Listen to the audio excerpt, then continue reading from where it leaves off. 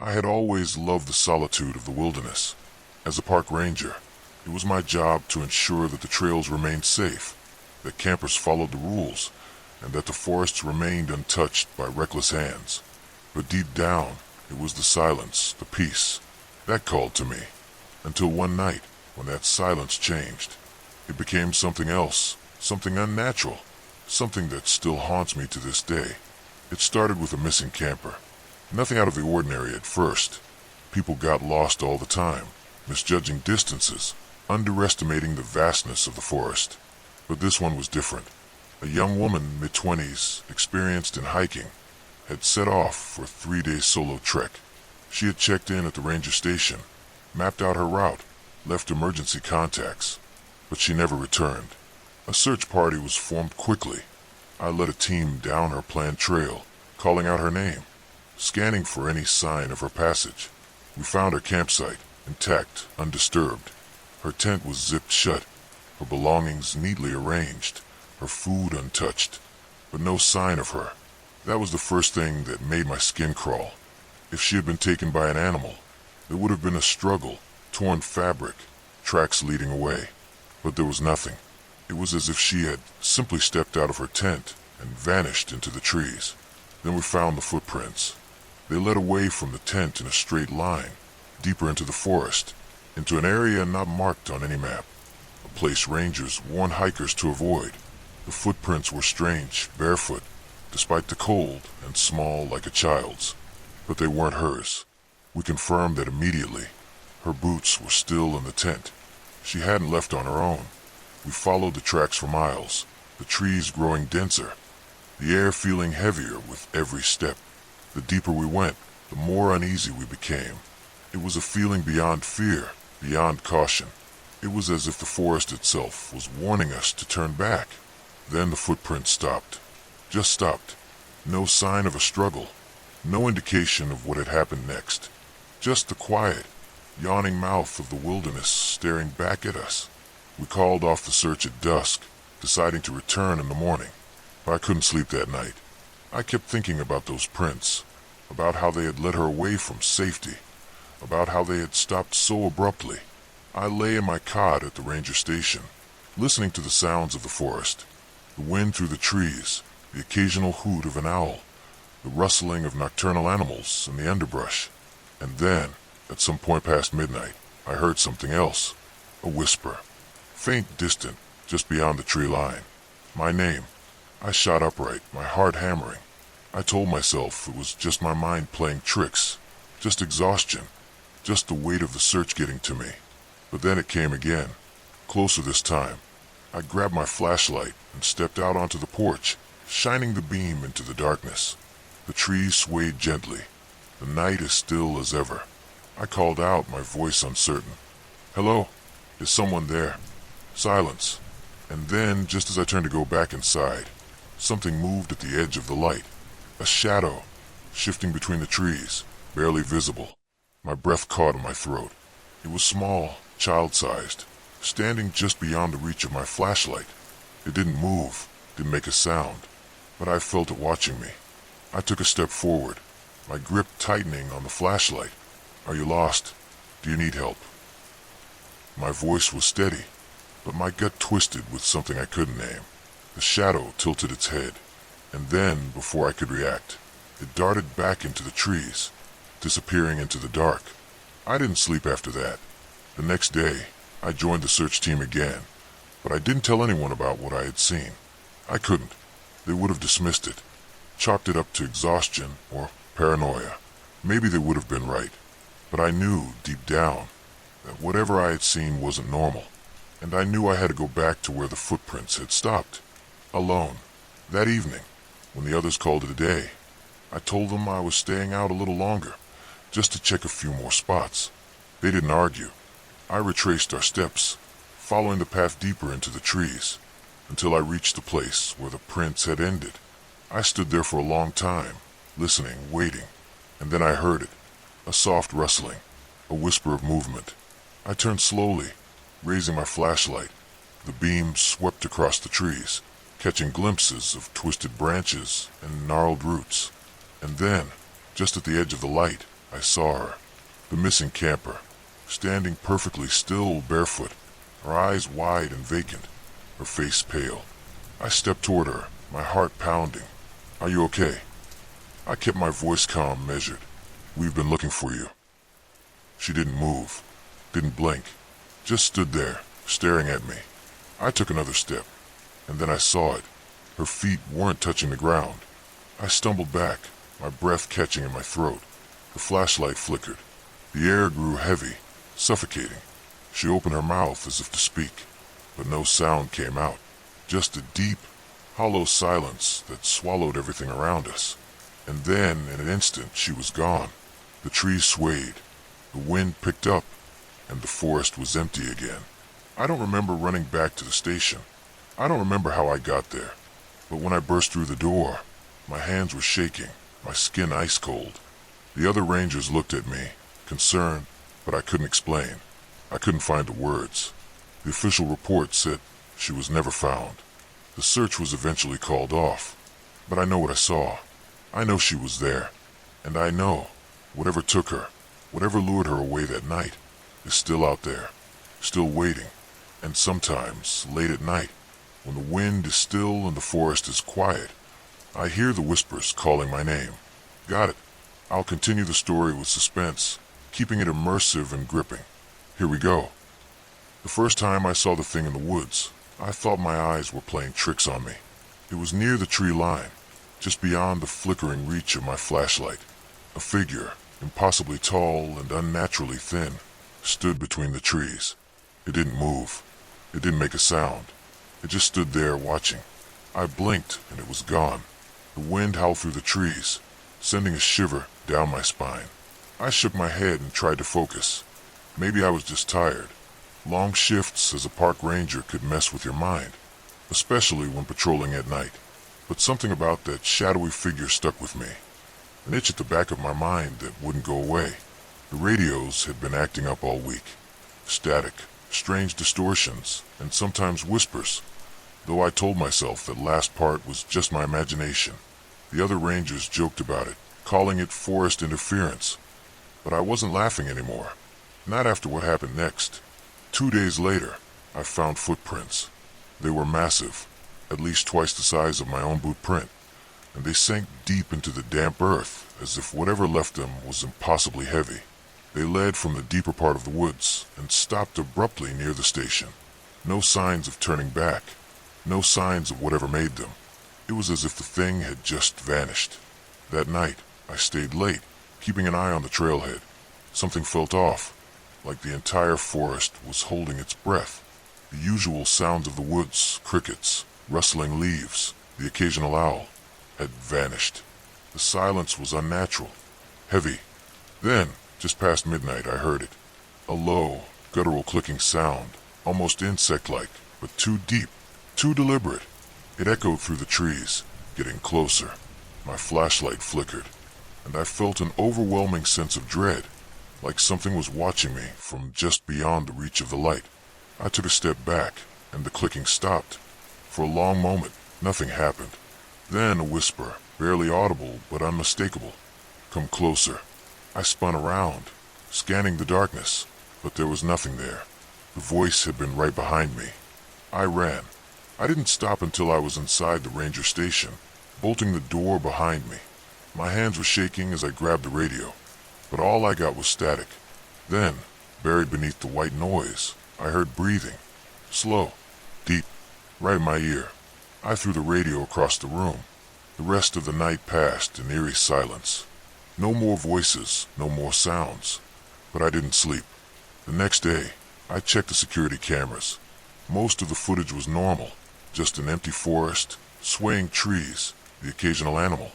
But then, at exactly 12:03 a.m., the feed glitched. The image distorted, breaking into streaks of black and gray. And for a split second, there it was. Tall, thin, hollow eyes staring directly into the camera. Then nothing. I reported the incident, but no one took me seriously. They laughed it off, saying I needed rest.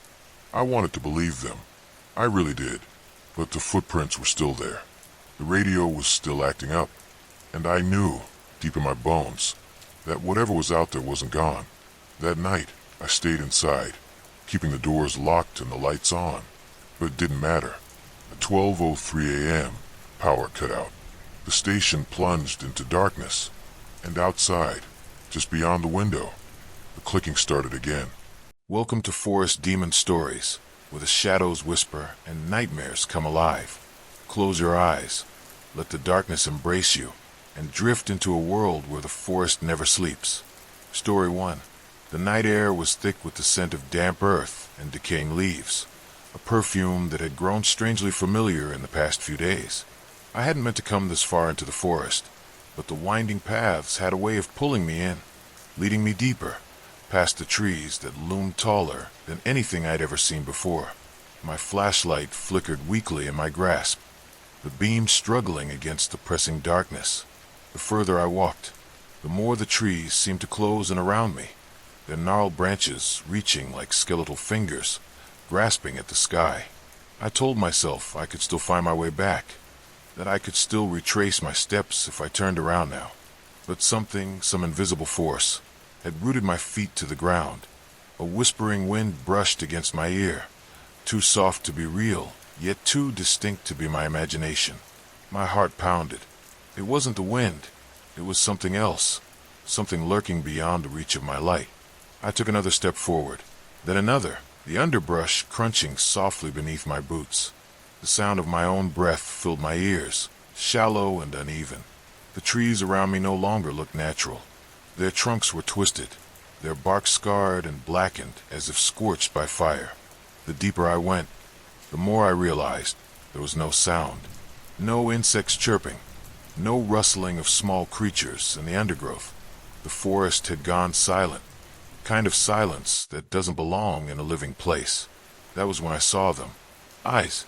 Not one pair, not two, but dozens, glimmering in the darkness, just beyond my flashlight's reach. They blinked in unison, reflecting the faint beam like the eyes of wolves. Yet there was something wrong with them. They were too high up, hovering in the air like stars against the black sky, and they did not move with the skittish curiosity of animals.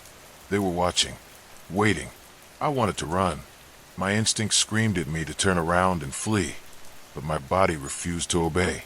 The air had grown thick, pressing down on me like an unseen hand. I tried to swallow, but my throat was dry, my limbs frozen in place. The whispering came again, this time from all around me, a low murmur threading through the trees. It was neither male nor female, neither soft nor loud. It was simply there, sinking into my bones, curling around my thoughts like ivy. My skin prickled as I strained to understand the words, but they slithered past my comprehension, foreign yet familiar. The eyes blinked again, and I knew I was not alone. A shadow moved between the trees, something massive yet unnervingly silent. My light wavered, catching only glimpses of shifting limbs, of something long and sinewy unfurling from the darkness. The creature was tall, impossibly tall, its form almost human but stretched, elongated in ways that defied nature. Its arms hung too low, nearly dragging against the ground, its fingers too thin, too long. The skin, or what passed for skin, was dark as the forest itself, blending seamlessly with the night. But the worst part, thing that sent ice flooding my veins, was its face. There wasn't one, or perhaps there were too many. Shapes shifted across where its features should have been, flickering like shadows in candlelight, faces appearing and vanishing in an instant. Some were screaming, some weeping, some expressionless and empty, their eyes locked onto mine before they disappeared into the abyss of its form. The whispers grew louder, no longer distant, but curling around my ears like tendrils. The voices spoke in harmony, an eerie, layered sound that made my head throb. My flashlight flickered once, twice, then died. Darkness swallowed me whole. My breath came in ragged gasps as I stood frozen, unable to see, unable to move. The only thing I could hear was my own heartbeat hammering in my chest, and the whispers growing louder, pressing against my skull, filling every corner of my mind. Then a touch, cold, thin, impossibly light, fingertips grazing my shoulder. A jolt of terror shot through me. my body finally obeying as I staggered backward, nearly tripping over my own feet. My voice was gone, stolen by the suffocating air, by the terror that gripped my throat like a vice. I didn't know if I screamed. I didn't know if I ran. All I knew was that the darkness had changed, that something was moving within it, something that had been waiting for me. I don't know how long I wandered, my legs moving on their own, my hands outstretched to feel the unseen path ahead. The trees had become a maze, their trunks twisting in unnatural angles, forming shapes that did not belong in this world. Every step felt wrong, as if the ground itself resented my presence. My breath came in ragged gasps, the cold seeping into my bones. The whispering never stopped. It had become a constant, a song without rhythm, a chant that grew clearer the longer I listened. It wasn't just voices. It was them, the faces, the ones I had seen on the creature. They were speaking, calling to me, begging, warning. I wanted to cover my ears, to block them out. But the sound wasn't just around me. It was inside me. The first scream shattered the night. It wasn't mine. It came from ahead, piercing, raw, filled with a terror I couldn't begin to comprehend. Then another, and another. Dozens of voices shrieking in agony, echoing through the trees. The darkness rippled. The shadows moved. I was not alone. I had never been alone. The eyes returned, blinking in the void, surrounding me. I ran. I don't remember deciding to run, but my legs carried me forward, the branches clawing at my skin, the unseen roots threatening to drag me down. The whispers turned into wails, a chorus of despair rising behind me, chasing me through the twisted forest. The ground felt unstable, as though something beneath it was shifting, writhing, waiting to pull me under. My lungs burned, my body screaming for rest, but I didn't stop. I couldn't. I knew, deep in my bones, that stopping meant surrendering. Stopping meant becoming part of whatever lived in this place. The trees thinned, the shadows retreating, and for a brief, fleeting moment, I saw light ahead, a faint, golden glow cutting through the blackness. Hope flared in my chest. I pushed forward, my legs numb, my vision blurred with exhaustion. The glow grew brighter, the whispers grew fainter, and then I was falling. I hit the ground hard, my body rolling onto damp grass, my breath ragged.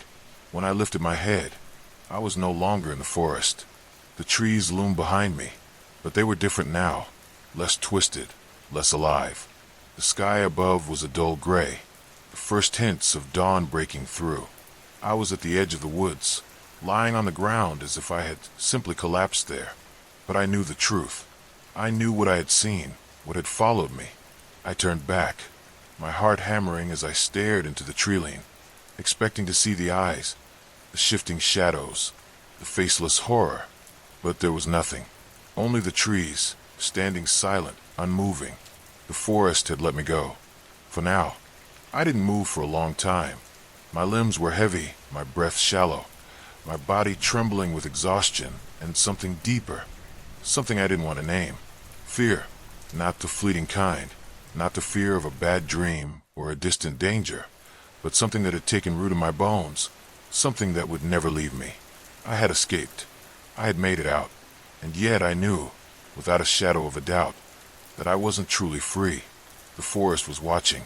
Even now, I dragged myself upright, my legs weak beneath me, my skin damp with sweat and morning dew. My hands were shaking as I reached into my pocket for my phone. Dead, of course. My flashlight, too. Everything electronic had stopped working the moment I stepped into that cursed place. I swallowed hard and forced myself to turn around, to truly look at the forest behind me. In the light of dawn, it seemed almost normal. Almost. The trees were just trees now, tall and unmoving, their branches no longer writhing like grasping fingers. The underbrush was thick, undisturbed. No signs of the nightmare that had unfolded within. But I knew better. I knew the truth. I had felt the cold fingers on my shoulder.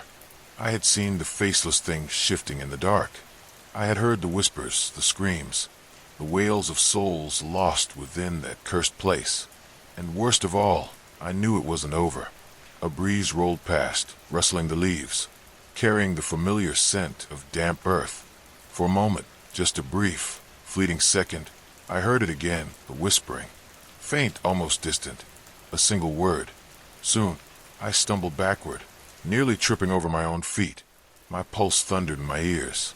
It was a warning, a promise. I turned and ran. The road wasn't far. My car was still there, parked exactly where I had left it, though it felt like an eternity had passed. I fumbled with the keys, my fingers clumsy and numb, my breath coming in short, panicked gasps. The door creaked as I threw it open, collapsed into the driver's seat, and turned the ignition. The engine roared to life, a sound so normal, so painfully real, that it almost broke me. I gripped the wheel, my knuckles white. I needed to get out of here. Now, as I pulled onto the road, my tires kicking up gravel, I stole one last glance at the forest in my rearview mirror. The trees stood still, bathed in the morning light, ordinary and harmless. But just before I turned the corner, just before the forest disappeared from view, I saw it. A figure, tall, unnaturally thin, standing just beyond the tree line, watching me. I pressed my foot down on the gas, the car surging forward, my heart a drumbeat in my chest. The road stretched ahead, winding and endless, but I didn't care where it led, as long as it was away from here. But deep down, I knew the truth. The forest had let me go, but it would never let me leave. Story 2. The forest was never silent, not truly. But tonight it was different.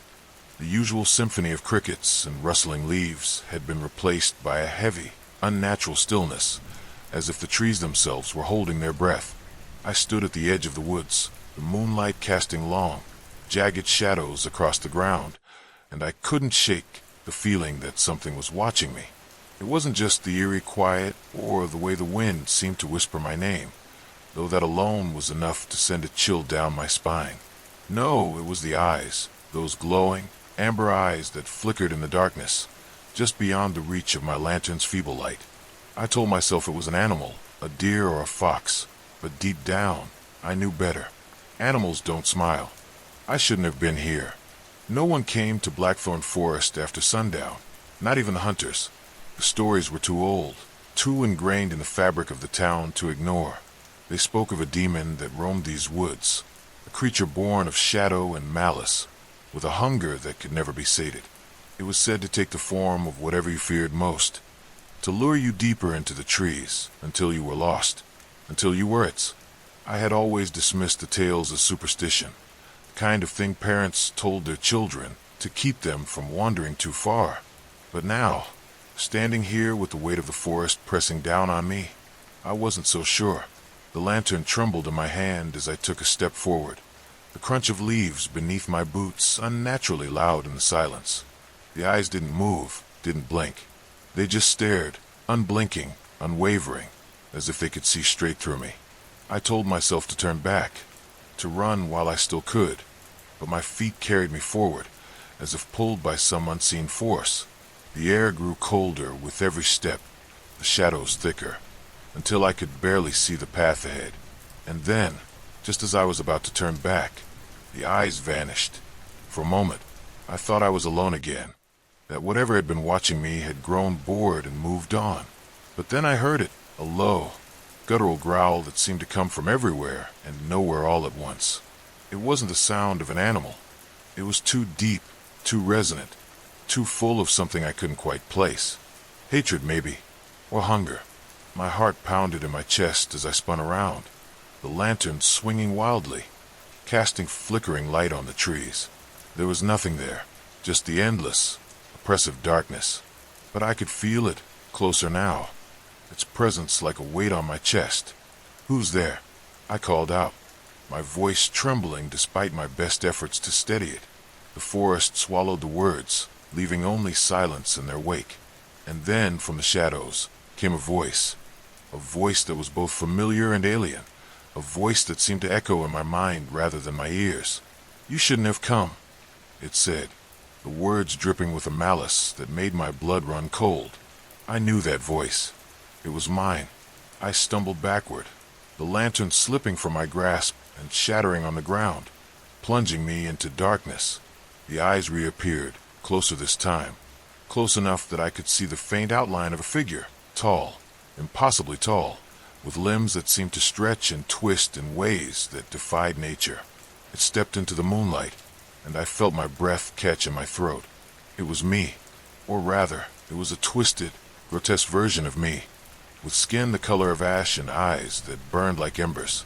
Its mouth stretched into a grin, revealing rows of jagged, needle-like teeth. "You've been running for so long," it said, its voice a perfect mimicry of my own.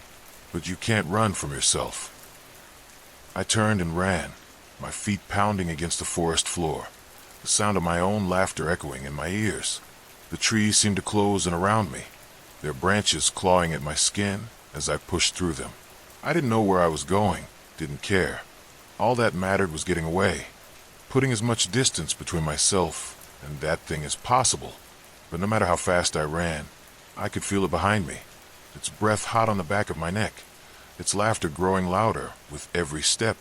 And then, just as I thought I couldn't run anymore, I burst into a clearing.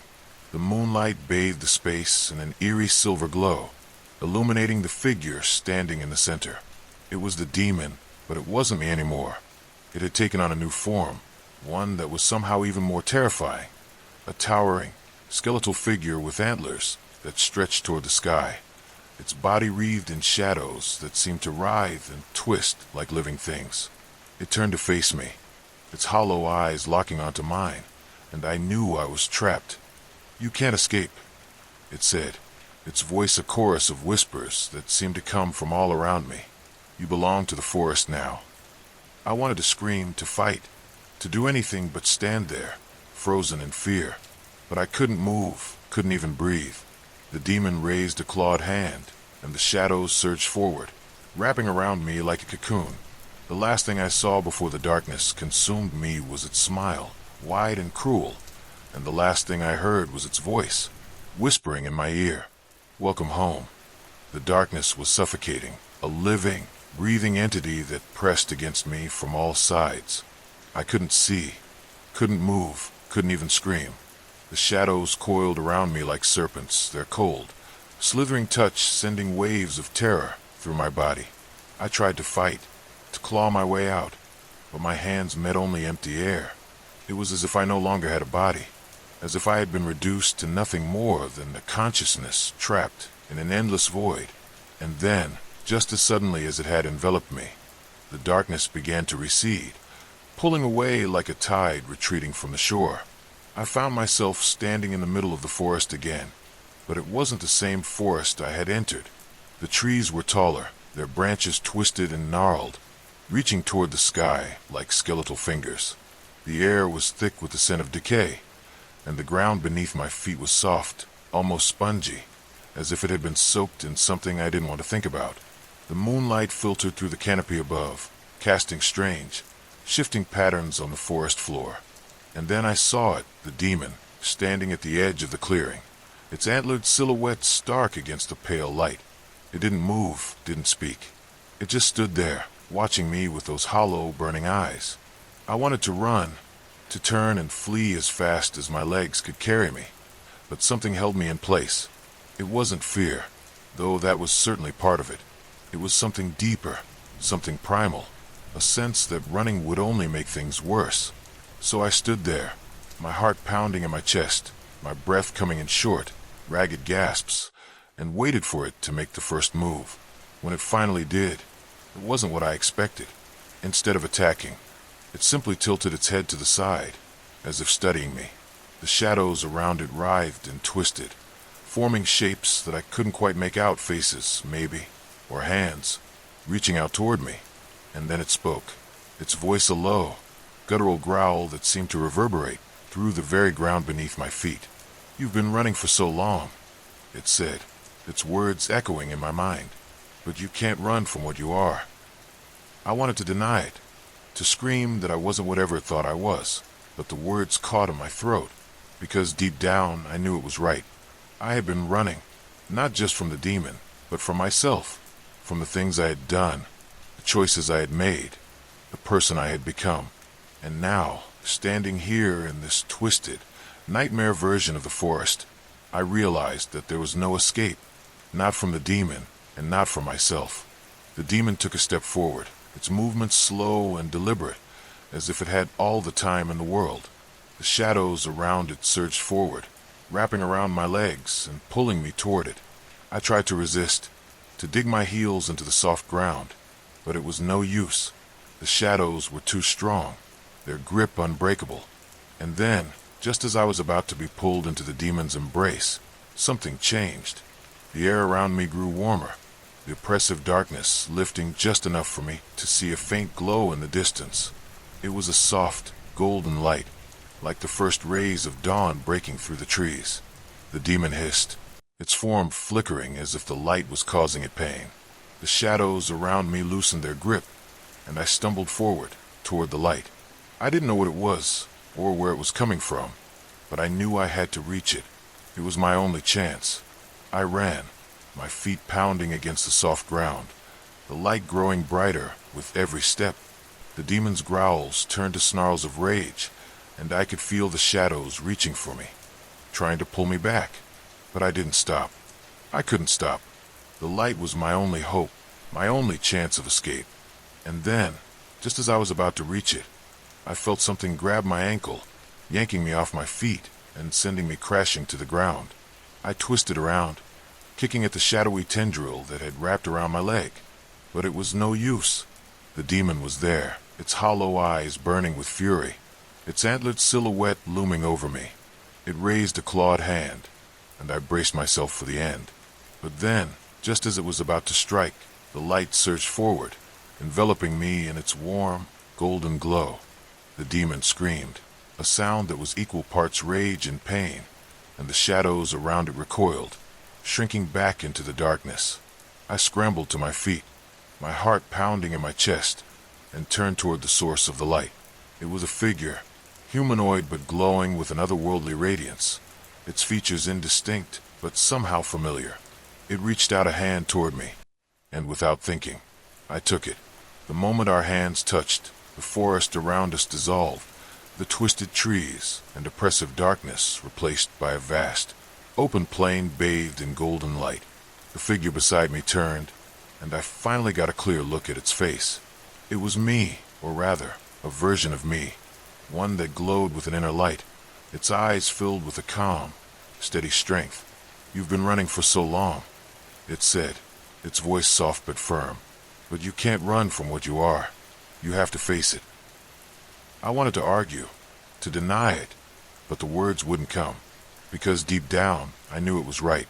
I had been running, not just from the demon, but from myself, from the things I had done, the choices I had made, the person I had become. And now, standing here in this place of light, I realized that there was no escape, not from the demon and not from myself. The figure, my other self, nodded, as if it could hear my thoughts. "You have to face it," it repeated, "but you don't have to do it alone." And then, before I could respond, the light began to fade, the golden plain dissolving into darkness once more. I felt myself falling, tumbling through an endless void, until I landed back in the forest, the twisted trees and oppressive darkness closing in around me once more. But this time I wasn't alone. The demon was there, its hollow eyes burning with fury, its antlered silhouette looming over me. But so was the light, a faint, golden glow that seemed to emanate from within me, pushing back the shadows just enough to give me a fighting chance. I took a deep breath, steadying myself, and faced the demon. It wasn't going to be easy. It wasn't going to be quick. But for the first time in what felt like forever, I felt a glimmer of hope. I wasn't just running anymore. I was fighting. And maybe, just maybe, that was enough. The demon lunged at me, its claws slashing through the air. But I sidestepped, the golden light flaring brighter as I moved. I could feel it now, the strength it gave me, the clarity it brought to my thoughts. The demon snarled, its form flickering as the light touched it, but it didn't back down. It came at me again, and this time I was ready. I met its attack head on, the light surging forward to meet the shadows. The impact sent a shockwave through the forest, the trees trembling as the two forces collided. The demon screamed, its form wavering but it didn't retreat. It pressed forward, its claws slashing at me, its eyes burning with a hatred that was almost palpable. But I held my ground, the light within me growing stronger with every passing moment. And then, just as I thought I couldn't hold on any longer, the demon faltered. Its form flickered, the shadows around it dissipating, and for a moment I saw something else, a flicker of fear in its hollow eyes. It was afraid of the light, afraid of me. And in that moment, I realized that I had the upper hand. I pressed forward, the light surging around me, driving the demon back. It snarled and hissed, its form flickering as it tried to resist, but it was no use. The light was too strong, too pure. And then, with a final, ear-splitting scream, the demon dissolved, its form collapsing into a cloud of shadow that was quickly consumed by the light. I stood there, breathing heavily, the golden glow slowly fading as the forest around me returned to normal. The twisted trees straightened, the oppressive darkness lifted, and the air grew warm and sweet once more. I had done it. I had faced the demon, faced myself, and come out on top. But as I stood there, basking in the glow of my victory, I couldn't shake the feeling that this wasn't over.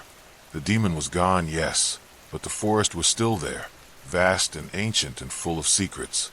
And somewhere, deep within its heart, I knew there were more shadows waiting, more demons to face. But for now I was safe. For now I had won. I took a deep breath, steadying myself, and turned to leave the forest behind.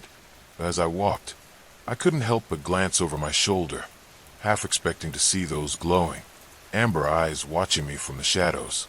They weren't there, of course, but the feeling remained, a lingering sense of unease that followed me all the way home. And as I lay in bed that night, staring up at the ceiling, I couldn't shake the thought that the demon wasn't truly gone. It was still out there, waiting, watching, and one day it would come for me again. But next time, I would be ready. Next time, I wouldn't run. Next time, I would face it head on, and I would win. Because I wasn't just running anymore. I was fighting. And maybe, just maybe, that was enough. The days that followed my encounter with the demon were a blur. I tried to convince myself that it was over, that the forest had released its grip on me. But the truth was, I could still feel it, a faint, lingering presence, like a shadow just out of the corner of my eye. It was there when I woke up in the morning, a cold shiver running down my spine as I opened my eyes. It was there when I walked through town, the whispers of the wind carrying faint, unintelligible words that sounded almost like my name. And it was there at night, when the darkness outside my window seemed to press against the glass, waiting for me to let my guard down. I tried to distract myself, to focus on the mundane tasks of everyday life, but it was no use. The forest had changed me, and I couldn't go back to the person I was before. I could still feel the golden light that had saved me, a faint warmth in my chest that pulsed faintly, like a second heartbeat. It was a reminder of what I had faced, of what I had overcome, but it was also a warning.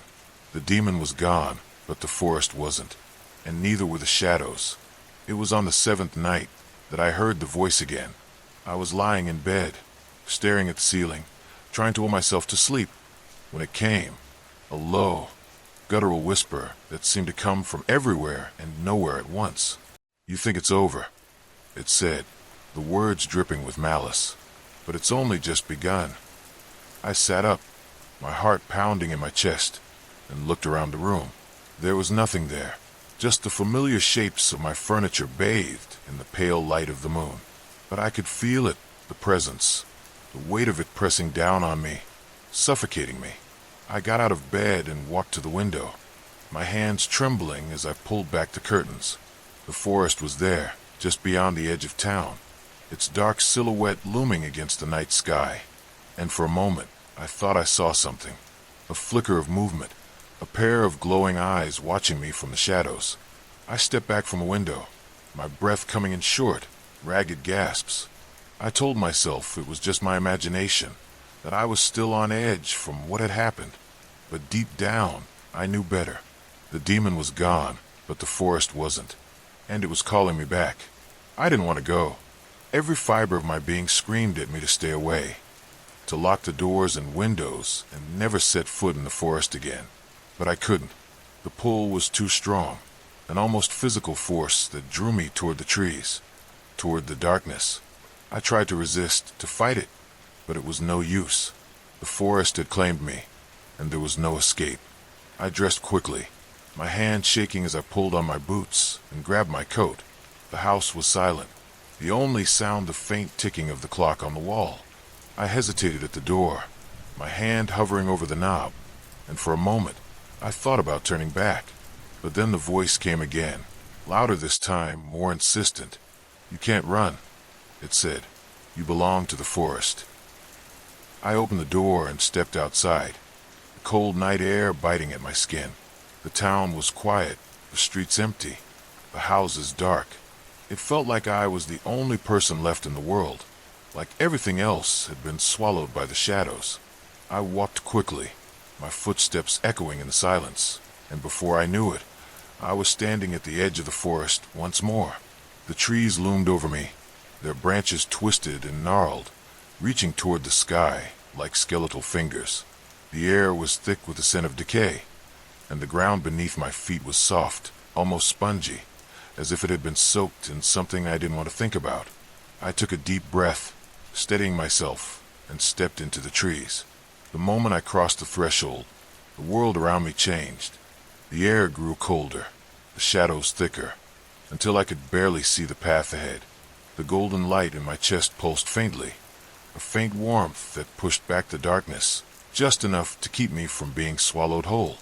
I walked slowly, my senses on high alert, every sound, every movement sending a jolt of fear through me. And then I saw it, a faint glow in the distance, a soft, golden light that seemed to beckon me forward.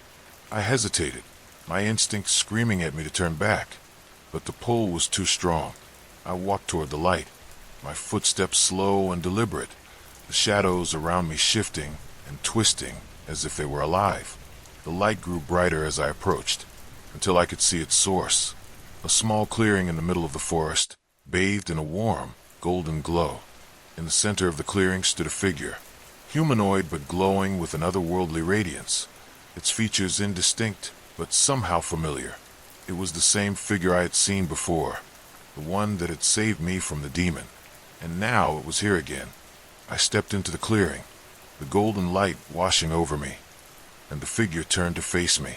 Its eyes were filled with a calm, steady strength, and for a moment I felt a sense of peace, like I had finally found what I was looking for. But then it spoke, its voice soft but firm, and the peace was shattered. "You've been running for so long," it said, "but you can't run from what you are. You have to face it." I wanted to argue, to deny it, but the words wouldn't come, because deep down I knew it was right. I had been running, not just from the demon, but from myself, from the things I had done, the choices I had made, the person I had become. And now, standing here in this place of light, I realized that there was no escape, not from the forest, and not from myself. The figure, my other self, nodded, as if it could hear my thoughts. "You have to face it," it repeated, "but you don't have to do it alone." And then, before I could respond, the light began to fade, the golden glow dissolving into darkness once more. I felt myself falling, tumbling through an endless void, until I landed back in the forest, the twisted trees and oppressive darkness closing in around me once more. But this time I wasn't alone. The demon was there, its hollow eyes burning with fury, its antlered silhouette looming over me. But so was the light, a faint, golden glow that seemed to emanate from within me, pushing back the shadows just enough to give me a fighting chance. I took a deep breath, steadying myself, and faced the demon. It wasn't going to be easy. It wasn't going to be quick. But for the first time in what felt like forever, I felt a glimmer of hope. I wasn't just running anymore. I was fighting. And maybe, just maybe, that was enough. The demon lunged at me, its claws slashing through the air. But I sidestepped, the golden light flaring brighter as I moved. I could feel it now, the strength it gave me, the clarity it brought to my thoughts. The demon snarled, its form flickering as the light touched it, but it didn't back down. It came at me again, and this time I was ready. I met its attack head on, the light surging forward to meet the shadows. The impact sent a shockwave through the forest, the trees trembling as the two forces collided. The demon screamed, its form wavering, but it didn't retreat. It pressed forward, its claws slashing at me, its eyes burning with hatred that was almost palpable. But I held my ground, the light within me growing stronger with every passing moment. And then, just as I thought I couldn't hold on any longer, the demon faltered. Its form flickered, the shadows around it dissipating, and for a moment I saw something else, a flicker of fear in its hollow eyes. It was afraid of the light, afraid of me. And in that moment, I realized that I had the upper hand. I pressed forward, the light surging around me, driving the demon back. It snarled and hissed, its form flickering as it tried to resist, but it was no use. The light was too strong, too pure. And then, with a final, ear-splitting scream, the demon dissolved, its form collapsing into a cloud of shadow that was quickly consumed by the light. I stood there, breathing heavily, the golden glow slowly fading as the forest around me returned to normal. The twisted trees straightened, the oppressive darkness lifted, and the air grew warm and sweet once more. I had done it. I had faced the demon, faced myself, and come out on top. But as I stood there, basking in the glow of my victory, I couldn't shake the feeling that this wasn't over. The demon was gone, yes, but the forest was still there, vast and ancient and full of secrets. And somewhere, deep within its heart, I knew there were more shadows waiting, more demons to face. But for now I was safe. For now I had won. I took a deep breath, steadying myself, and turned to leave the forest behind. But as I walked, I couldn't help but glance over my shoulder, half expecting to see those glowing, amber eyes watching me from the shadows. They weren't there, of course, but the feeling remained, a lingering sense of unease that followed me all the way home. And as I lay in bed that night, staring up at the ceiling, I couldn't shake the thought that the demon wasn't truly gone. It was still out there, waiting, watching. And one day, it would come for me again. But next time, I would be ready. Next time, I wouldn't run. Next time, I would face it head on, and I would win. Because I wasn't just running anymore. I was fighting. And maybe, just maybe, that was enough. The days that followed were a strange mix of relief and unease. Relief, because the immediate threat was gone.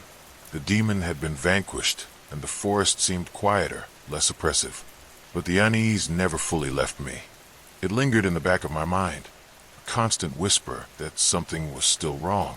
The golden light in my chest, the one that had saved me, still pulsed faintly, a reminder that the battle wasn't truly over.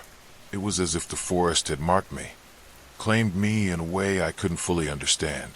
And no matter how hard I tried to move on, I couldn't shake the feeling that I was still connected to it, bound by some unseen force. I tried to distract myself with work, with the mundane routines of daily life, but it was no use. The forest was always there, lurking at the edge of my thoughts, its presence a constant weight on my shoulders. I found myself drawn to it, even though I knew I shouldn't be. I would catch myself staring out the window, my eyes fixed on the distant tree line, as if waiting for something to emerge from the shadows. And at night, I would dream of it. The twisted trees, the oppressive darkness, the glowing eyes that watched me from the shadows. The dreams were always the same, a relentless cycle of fear and desperation that left me exhausted when I woke. It was on the 10th night that I finally gave in. I had been lying in bed, staring at the ceiling, trying to will myself to sleep, when the pull became too strong to ignore. It was as if the forest was calling to me, its voice a low, insistent whisper that I couldn't block out. I got out of bed and dressed quickly, my hands trembling as I pulled on my boots and grabbed my coat. The house was silent, the only sound the faint ticking of the clock on the wall. I hesitated at the door, my hand hovering over the knob, and for a moment I thought about turning back. But then the voice came again, louder this time, more insistent. "You can't run," it said. "You belong to the forest." I opened the door and stepped outside, the cold night air biting at my skin. The town was quiet, the streets empty, the houses dark. It felt like I was the only person left in the world, like everything else had been swallowed by the shadows. I walked quickly, my footsteps echoing in the silence, and before I knew it, I was standing at the edge of the forest once more. The trees loomed over me, their branches twisted and gnarled, reaching toward the sky like skeletal fingers. The air was thick with the scent of decay, and the ground beneath my feet was soft, almost spongy, as if it had been soaked in something I didn't want to think about.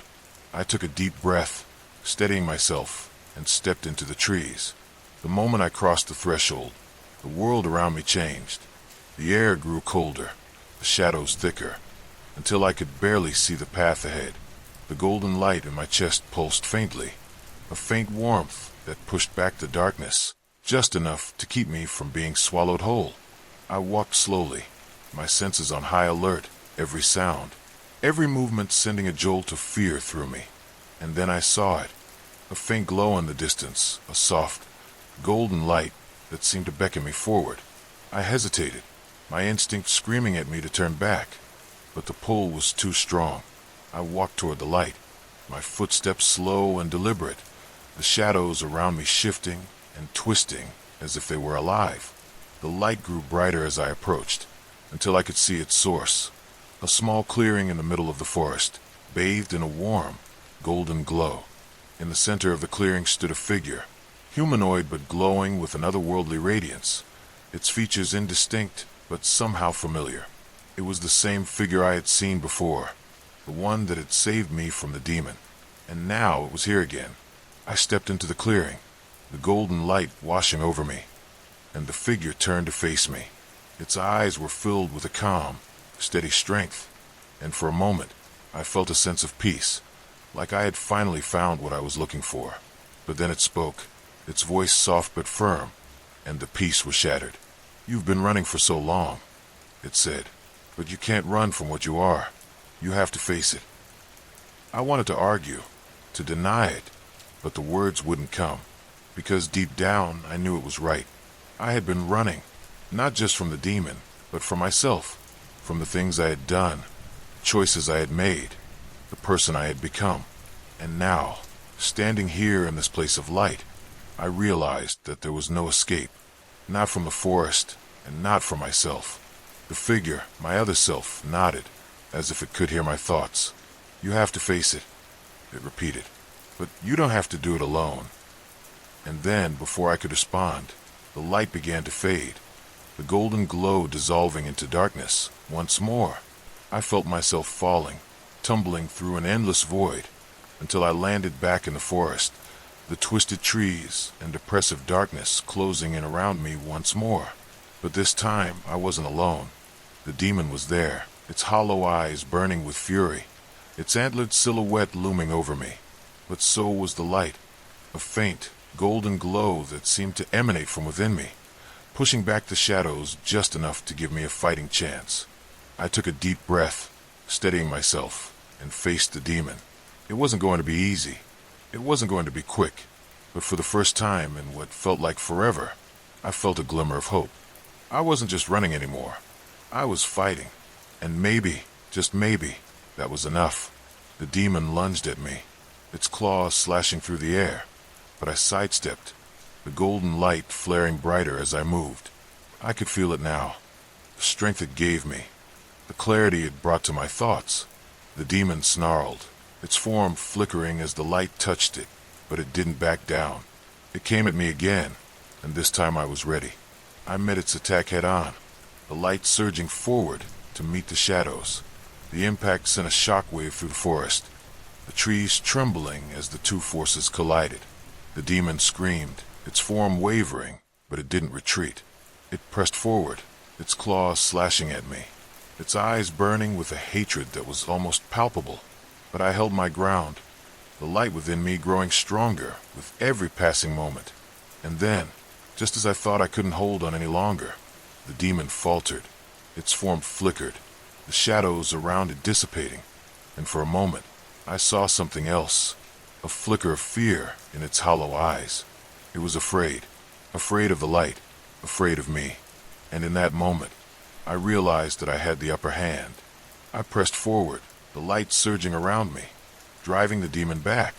It snarled and hissed, its form flickering as it tried to resist, but it was no use. The light was too strong, too pure. And then, with a final, ear-splitting scream, the demon dissolved, its form collapsing into a cloud of shadow that was quickly consumed by the light. I stood there, breathing heavily, the golden glow slowly fading as the forest around me returned to normal. The twisted trees straightened, the oppressive darkness lifted, and the air grew warm and sweet once more. I had done it. I had faced the demon, faced myself, and come out on top. But as I stood there, basking in the glow of my victory, I couldn't shake the feeling that this wasn't over. The demon was gone, yes, but the forest was still there, vast and ancient and full of secrets. And somewhere, deep within its heart, I knew there were more shadows waiting, more demons to face. But for now I was safe. For now I had won. I took a deep breath, steadying myself, and turned to leave the forest behind. But as I walked, I couldn't help but glance over my shoulder, half expecting to see those glowing, amber eyes watching me from the shadows. They weren't there, of course, but the feeling remained, a lingering sense of unease that followed me all the way home. Story 3. The first time I saw the cabin, it was through a veil of rain so thick it felt like the sky was trying to wash the world away. I had been driving for hours, lost on back roads that twisted and turned like serpents through the dense forest. My GPS had given up long ago, its screen flickering and dying with a final, pitiful beep. The storm had rolled in out of nowhere, turning the already dim afternoon into a twilight of gray and green. The trees loomed on either side of the road, their branches clawing at the sky, and the rain hammered down so hard I could barely see 10 feet in front of me. I was about to give up, to pull over and wait out the storm, when I saw it, a faint light flickering through the trees. At first, I thought it was my imagination, a trick of the rain and the shadows, but as I drove closer, the light grew brighter, and I realized it was coming from a cabin. It was small and weathered, its wooden walls dark with age and moisture, but the glow from its windows was warm and inviting. I didn't think twice. I pulled off the road and parked my car, grabbing my bag and sprinting through the downpour to the cabin's front door. The door creaked open before I could knock, revealing a man standing in the doorway. He was tall and thin, with a face that seemed carved from the same wood as the cabin. His eyes were deep-set and shadowed, but they held a glimmer of something I couldn't quite place. Curiosity, maybe, or suspicion. He didn't say anything, just stepped aside and gestured for me to come in. The trees loomed over me, their branches twisted and gnarled, reaching toward the sky like skeletal fingers. The air was thick with the scent of decay, and the ground beneath my feet was soft, almost spongy, as if it had been soaked in something I didn't want to think about. I took a deep breath, steadying myself, and stepped into the trees. The moment I crossed the threshold, the world around me changed. The air grew colder, the shadows thicker, until I could barely see the path ahead. The golden light in my chest pulsed faintly, a faint warmth that pushed back the darkness, just enough to keep me from being swallowed whole. I walked slowly, my senses on high alert, every sound, every movement sending a jolt of fear through me. And then I saw it, a faint glow in the distance, a soft, golden light that seemed to beckon me forward. I hesitated, my instinct screaming at me to turn back, but the pull was too strong. I walked toward the light, my footsteps slow and deliberate, the shadows around me shifting and twisting as if they were alive. The light grew brighter as I approached, until I could see its source, a small clearing in the middle of the forest, bathed in a warm, golden glow. In the center of the clearing stood a figure, humanoid but glowing with an otherworldly radiance, its features indistinct but somehow familiar. It was the same figure I had seen before, the one that had saved me from the demon. And now it was here again. I stepped into the clearing, the golden light washing over me, and the figure turned to face me. Its eyes were filled with a calm, steady strength, and for a moment, I felt a sense of peace, like I had finally found what I was looking for. But then it spoke, its voice soft but firm, and the peace was shattered. "You've been running for so long," it said, "but you can't run from what you are. You have to face it." I wanted to argue, to deny it, but the words wouldn't come, because deep down I knew it was right. I had been running, not just from the demon, but from myself, from the things I had done, choices I had made, the person I had become. And now, standing here in this place of light, I realized that there was no escape, not from the forest, and not from myself. The figure, my other self, nodded, as if it could hear my thoughts. "You have to face it," it repeated, "but you don't have to do it alone." And then, before I could respond, the light began to fade, the golden glow dissolving into darkness once more. I felt myself falling, tumbling through an endless void, until I landed back in the forest, the twisted trees and oppressive darkness closing in around me once more. But this time I wasn't alone. The demon was there, its hollow eyes burning with fury, its antlered silhouette looming over me. But so was the light, a faint, golden glow that seemed to emanate from within me, pushing back the shadows just enough to give me a fighting chance. I took a deep breath, steadying myself, and faced the demon. It wasn't going to be easy. It wasn't going to be quick. But for the first time in what felt like forever, I felt a glimmer of hope. I wasn't just running anymore. I was fighting. And maybe, just maybe, that was enough. The demon lunged at me, its claws slashing through the air. But I sidestepped, the golden light flaring brighter as I moved. I could feel it now, the strength it gave me, the clarity it brought to my thoughts. The demon snarled, its form flickering as the light touched it, but it didn't back down. It came at me again, and this time I was ready. I met its attack head-on, the light surging forward to meet the shadows. The impact sent a shockwave through the forest, the trees trembling as the two forces collided. The demon screamed, its form wavering, but it didn't retreat. It pressed forward, its claws slashing at me, its eyes burning with a hatred that was almost palpable. But I held my ground, the light within me growing stronger with every passing moment. And then, just as I thought I couldn't hold on any longer, the demon faltered, its form flickered, the shadows around it dissipating, and for a moment I saw something else, a flicker of fear in its hollow eyes. It was afraid of the light, afraid of me. And in that moment, I realized that I had the upper hand. I pressed forward, the light surging around me, driving the demon back. It snarled and hissed, its form flickering as it tried to resist, but it was no use. The light was too strong, too pure. And then, with a final, ear-splitting scream, the demon dissolved, its form collapsing into a cloud of shadow that was quickly consumed by the light. I stood there, breathing heavily, the golden glow slowly fading as the forest around me returned to normal. The twisted trees straightened, the oppressive darkness lifted, and the air grew warm and sweet once more. I had done it. I had faced the demon, faced myself, and come out on top. But as I stood there, basking in the glow of my victory, I couldn't shake the feeling that this wasn't over. The demon was gone, yes, but the forest was still there, vast and ancient and full of secrets. And somewhere, deep within its heart, I knew there were more shadows waiting, more demons to face. But for now I was safe. For now I had won. I took a deep breath, steadying myself, and turned to leave the forest behind. But as I walked, I couldn't help but glance over my shoulder, half expecting to see those glowing, amber eyes watching me from the shadows. They weren't there, of course, but the feeling remained, a lingering sense of unease that followed me all the way home. Story 3. The first time I saw the cabin, it was through a veil of rain so thick it felt like the sky was trying to wash the world away. I had been driving for hours, lost on back roads that twisted and turned like serpents through the dense forest.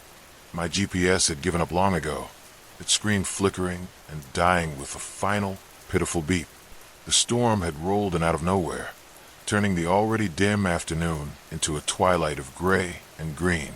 The trees loomed on either side of the road, their branches clawing at the sky, and the rain hammered down so hard I could barely see 10 feet in front of me. I was about to give up, to pull over and wait out the storm, when I saw it, a faint light flickering through the trees. At first, I thought it was my imagination, a trick of the rain and the shadows, but as I drove closer, the light grew brighter, and I realized it was coming from a cabin. It was small and weathered, its wooden walls dark with age and moisture, but the glow from its windows was warm and inviting. I didn't think twice. I pulled off the road and parked my car, grabbing my bag and sprinting through the downpour to the cabin's front door. The door creaked open before I could knock, revealing a man standing in the doorway. He was tall and thin, with a face that seemed carved from the same wood as the cabin. His eyes were deep-set and shadowed, but they held a glimmer of something I couldn't quite place. Curiosity, maybe, or suspicion. He didn't say anything, just stepped aside and gestured for me to come in. I hesitated for a moment, my instinct screaming at me to turn back, to get in my car and drive away as fast as I could.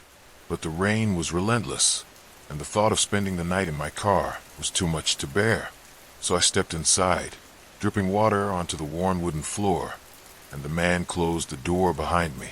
The cabin was small but cozy, with a fire crackling in the hearth and a faint scent of pine in the air. The man motioned for me to sit in one of the chairs by the fire, and I did, grateful for the warmth. He disappeared into the kitchen, returning a moment later with the steaming mug of tea. I took it gratefully, wrapping my hands around the warm ceramic and letting the heat seep into my bones. "Thank you," I said, my voice barely above a whisper. I didn't mean to intrude, but the storm. The man nodded, his expression unreadable. "You're not intruding," he said, his voice low and gravelly. "This cabin has a way of drawing people, and when they need it most." I frowned, unsure of what to make of his words, but before I could ask, he turned and walked away, disappearing into the shadows at the far end of the room. I sat there for a while, sipping my tea and staring into the fire, trying to shake the feeling of unease that had settled over me. The man's words echoed in my mind, and I couldn't help but wonder what he had meant. What did he mean by drawing people in? And why did I feel like I wasn't the first lost traveler to find my way to this cabin? The storm raged on outside, the wind howling and the rain pounding against the windows. I told myself I would leave as soon as the weather cleared, but as the hours passed and the storm showed no signs of letting up, I began to wonder if I would be spending the night. The man hadn't returned, and the silence in the cabin was oppressive, broken only by the crackling of the fire and the occasional creak of the old wooden beams. I was just about to get up and look for him when I heard it, a faint, almost imperceptible sound coming from somewhere deep within the cabin. It was soft, like the rustling of leaves or the whisper of fabric, but it sent a chill down my spine. I strained my ears, trying to pinpoint the source of the sound, but it was gone as quickly as it had come. I told myself it was nothing, just the wind or the settling of the old cabin, but the feeling of unease only grew stronger. I stood up, my heart pounding in my chest, and walked toward the shadows where the man had disappeared. The hallway was narrow and dark, the walls lined with old photographs and paintings that seemed to watch me as I passed. The sound came again, louder this time, and I realized it was coming from a door at the end of the hall. I hesitated, my hand hovering over the doorknob, and for a moment I thought about turning back, but something compelled me to open the door, to see what was on the other side. I turned the knob slowly, the door creaking open to reveal a small, dimly lit room. The walls were lined with shelves, each one filled with strange, unidentifiable objects. Jars of murky liquid, bundles of dried herbs, and what looked like bones. In the center of the room was a table, and on the table was a book. The book was old, its leather cover cracked and worn, and it seemed to pulse with a faint, otherworldly light. I stepped closer, my hand reaching out to touch it, but before I could, I heard a voice behind me. "I wouldn't do that if I were you." I spun around, my heart leaping into my throat, and saw the man standing in the doorway. His expression was unreadable, but his eyes were dark and intense, and I could feel the weight of his gaze like a physical force. "What is this place?" I asked, my voice trembling. "What are you doing here?" The man didn't answer right away. He stepped into the room, his movements slow and deliberate, and closed the door behind him. The air grew heavier, the shadows deeper, and I felt a sudden, overwhelming sense of dread. "This cabin," he said, his voice low and measured, "is a place of power, a place where the veil between worlds is thin. The book you were about to touch, it's not for the likes of you." I took a step back, my mind racing. "What do you mean? What kind of power?" The man's lips curled into a faint, almost imperceptible smile. The kind that can't be explained. The kind that draws people in, like moths to a flame. "You felt it, didn't you? The pull, the need to come here." I shook my head, tried to deny it. But deep down, I knew he was right. I had felt it, that inexplicable pull that had led me to this cabin.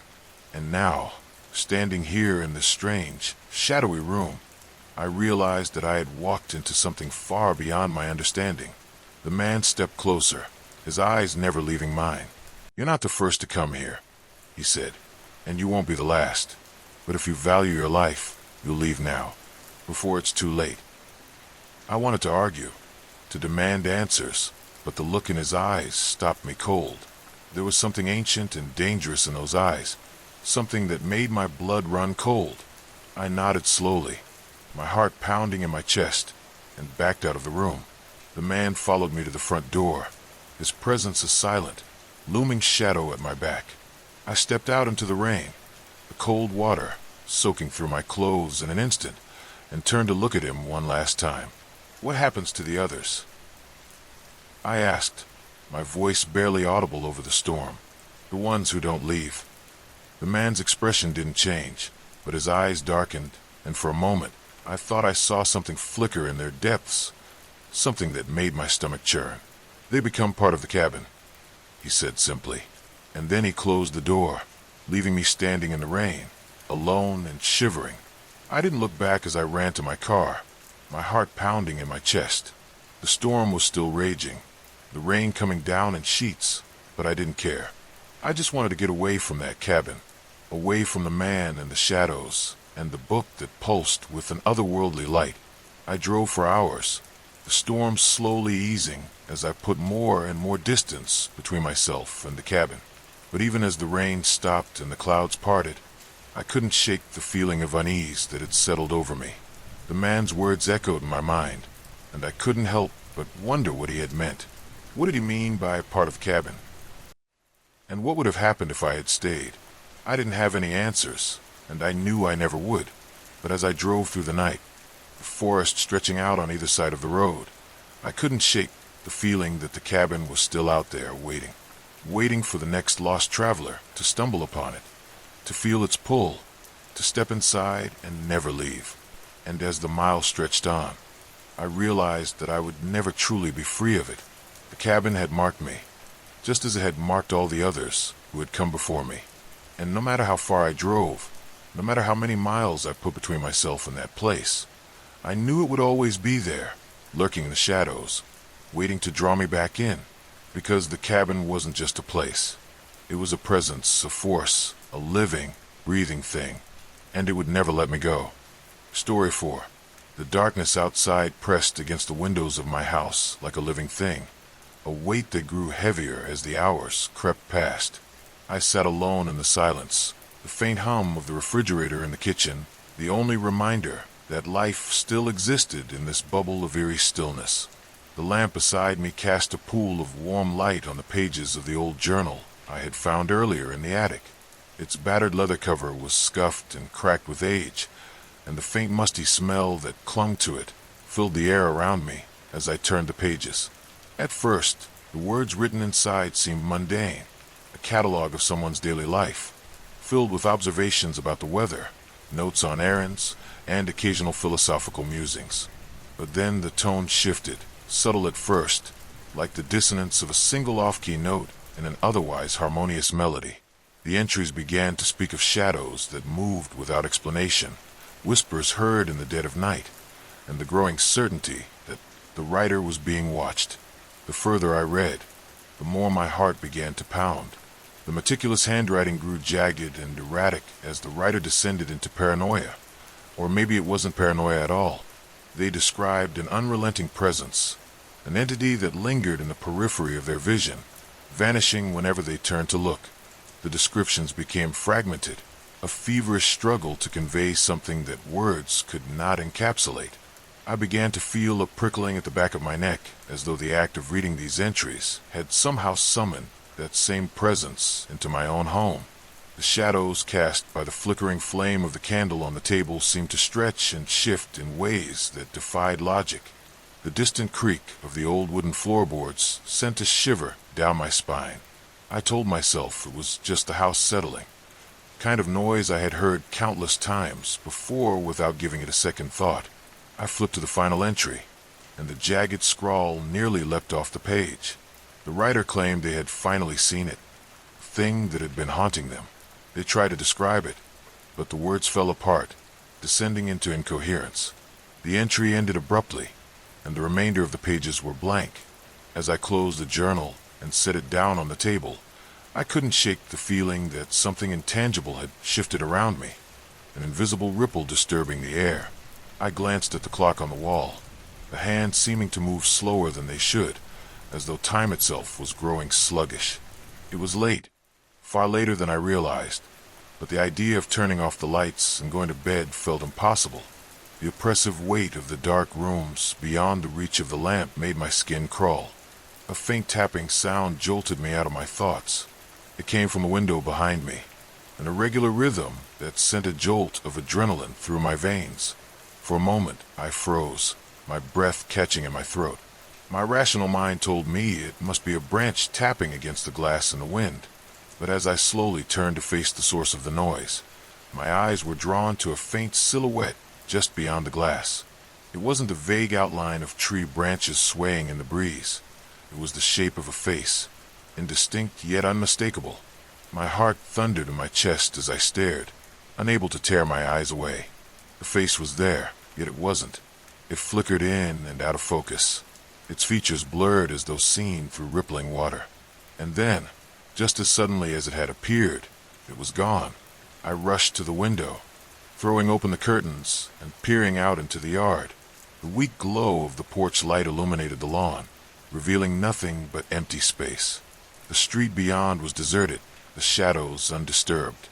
As I stood there, trying to convince myself it had been a trick of the light, the sound of footsteps echoed down the hall behind me. My blood turned to ice, every hair on my body standing on end. The footsteps were slow and deliberate, moving closer with each passing moment.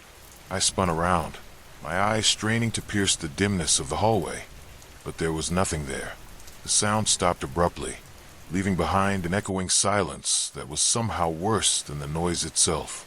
I stumbled backward into the living room, grabbing the journal off the table as though it might somehow shield me from whatever was happening. My pulse raced as I began flipping through the pages, desperate for some kind of answer, some clue that might explain the nightmare unfolding around me. A noise broke through the suffocating silence, the distinct sound of breathing. It was deep and guttural, coming from just behind me.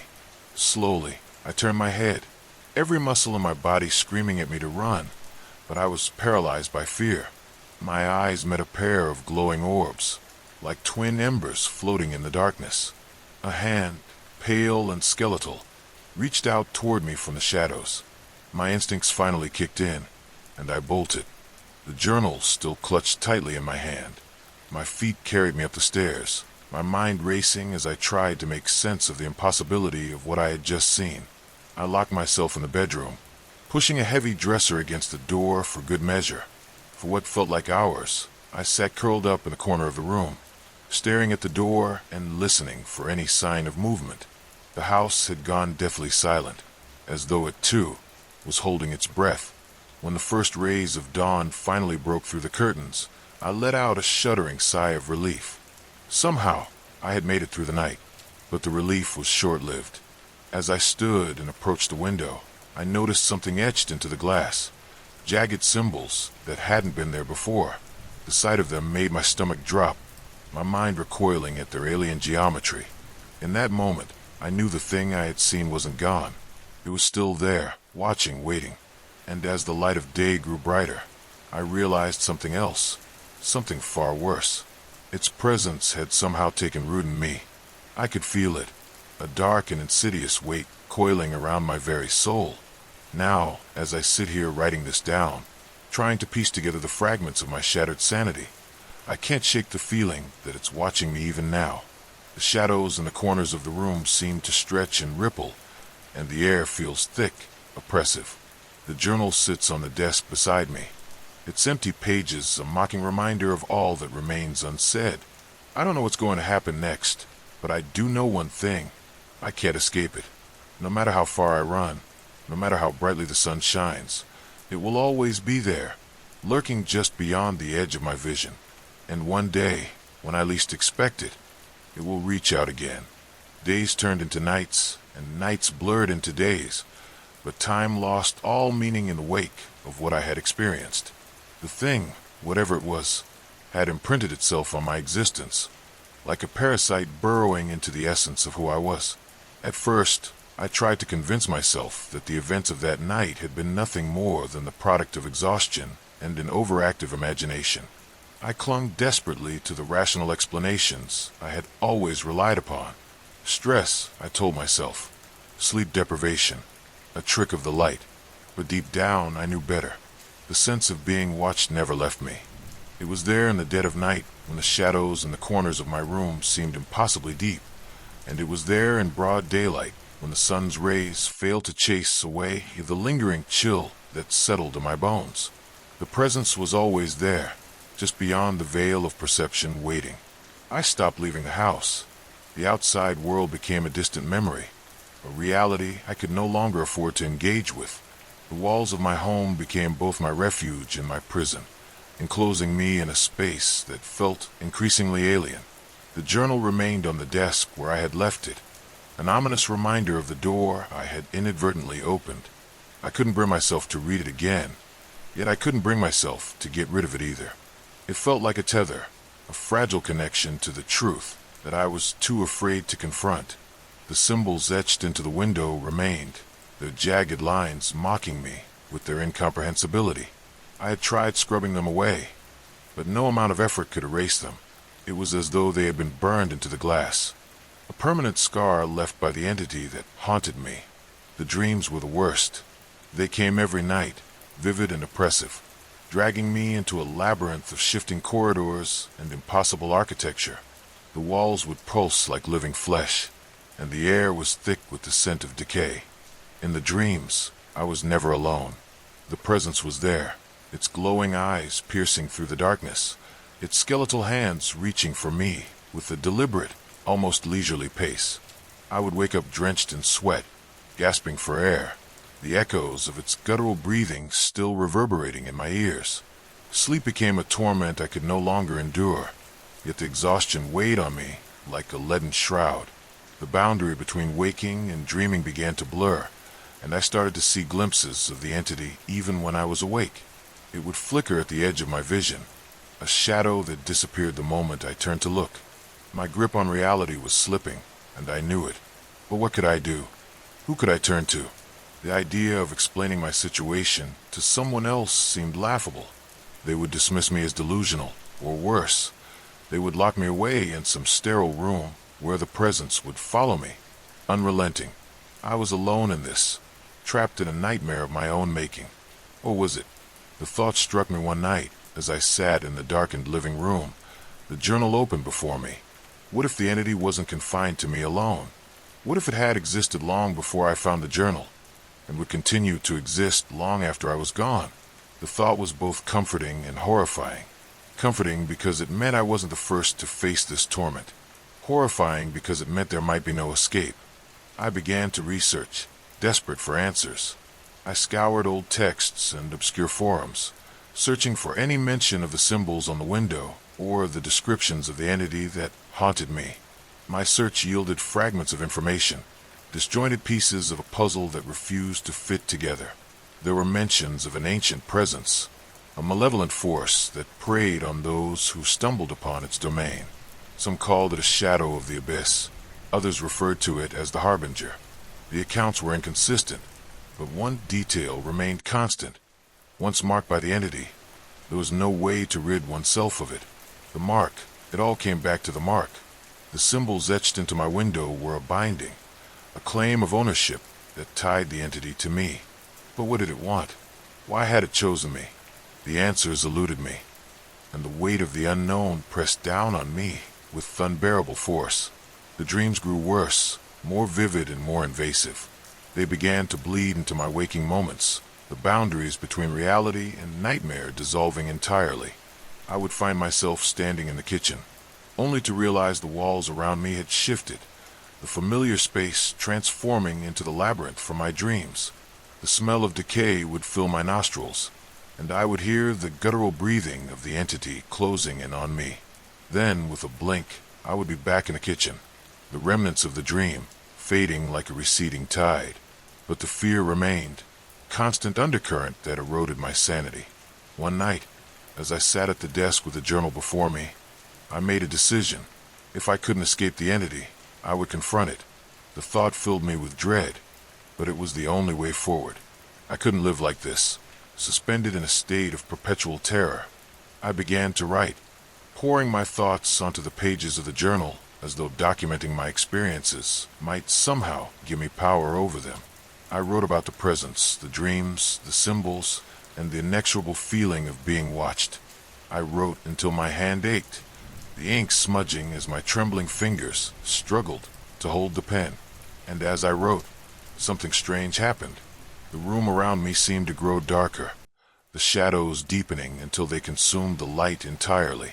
The air grew thick and heavy, pressing against me like an invisible force. And then it appeared. The entity stepped out of the darkness, its glowing eyes fixed on me with an intensity that sent a jolt of terror through my body. It was taller than I had imagined, its skeletal frame draped in tattered remnants of shadow that seemed to writhe and pulse like living things. It didn't speak, but its presence conveyed a sense of purpose, a malevolence so profound that it seemed to vibrate in the very air around me. My instinct screamed at me to run, to flee from the monstrosity that stood before me. But I remained frozen in place, my gaze locked with its. The journal lay open on the desk, the pages filled with my desperate writings. I realized then that it had been a mistake to document my experiences. The act of writing had given the entity a foothold in my reality, a bridge between its world and mine. As it reached for me with its skeletal hand, I felt a surge of defiance rise within me. I wasn't going to let it claim me without a fight. I grabbed the journal and held it out like a shield, the absurdity of the gesture lost in the heat of the moment. The entity recoiled, its glowing eyes narrowing as though in pain. The symbols on the window began to glow, the jagged lines pulsating with an eerie light. I didn't understand what was happening, but I seized the opportunity. With a burst of adrenaline, I hurled the journal across the room. It struck the window with a force that shattered the glass, the symbols erupting into a blinding light that consumed the entity in its entirety. When the light faded, I found myself alone in the room, the remnants of the shattered window scattered across the floor. The journal was gone, and with it, the oppressive weight that had haunted me. But the relief was short-lived. Deep down, I knew the entity wasn't truly gone. It had merely retreated, waiting for the next opportunity to cross into our world. The mark remained, etched into my very being, a constant reminder of the door I had opened and the horrors that awaited beyond it. And as I sit here now, writing these final words, I can't shake the feeling that it's still watching, its glowing eyes lurking just beyond the edge of perception. Story 4. Something scary happened to me in the woods when I was a kid, so I'm letting you guys know what it is. When I was a young teen, there was a small forest fairly near our house. My neighbor and I would walk to it frequently and go build dens and play on the park near its edge. The land was clearly once part of an estate because it had an old 1900s looking swimming pool and bits of a stone path dotted amidst the undergrowth. We'd sometimes take kids there and play chase games or pretend to be tribespeople sprinting through the thick foliage. It was a fun place to explore, especially after we made a very interesting discovery of some rather risky magazines that all teen boys crave. They looked like they were from the 70s. Anyway, We'd been going there for about a year or so on weekends when we finally decided to take a big pair of garden shears and start clearing the area for our biggest den yet. We chose part of the forest that had always been blocked off to us because it was mostly surrounded by a thick wall of bamboo overgrown from the place's time as an estate. The forest was a paradise just for us. We'd never ever seen anyone there other than us or the people we brought. The magazines and our dens were always exactly as we left them, but all the same, we figured cutting a secret way into the bamboo wall area would give us the best protected den from strangers, barbarians, and ninjas. It took us most of the day to cut our way in. When we made an arch to crawl through, we went in and found that we were in a clearing with only clovers growing in it, no taller plants at all, just a soft blanket of clovers. Dotted throughout were odd little knee-high statues of fairies sitting on stone mushrooms, playing harps and other instruments. Every single one of them had its face smashed off. In the center of the cramped clearing was a giant concrete-looking block. We kicked over one of the fairy statues on the way over to it, probably to demonstrate that we weren't scared. It was a giant rough stone coffin. Some ivy-like plant covered most of it, but clearly had a well-defined lid and a worn, unreadable inscription on the side. Adrenaline-fueled curiosity took over, and we tried with all our might to lift the lid, but it must have weighed tons.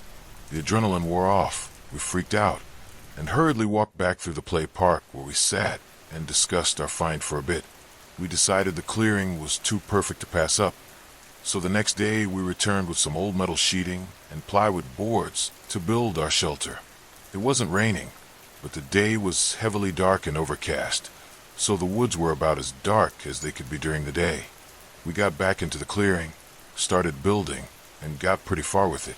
After a little while, my friend sort of yelped out, "Oh Christ!" I turned to see him, stood next to the coffin. It's giving me shivers just thinking about this. It was open. The lid was slid off to one side, just enough that a thin person could get through the gap. I ran over, stared into the gap, and saw nothing but pitch dark. I whispered, "Run."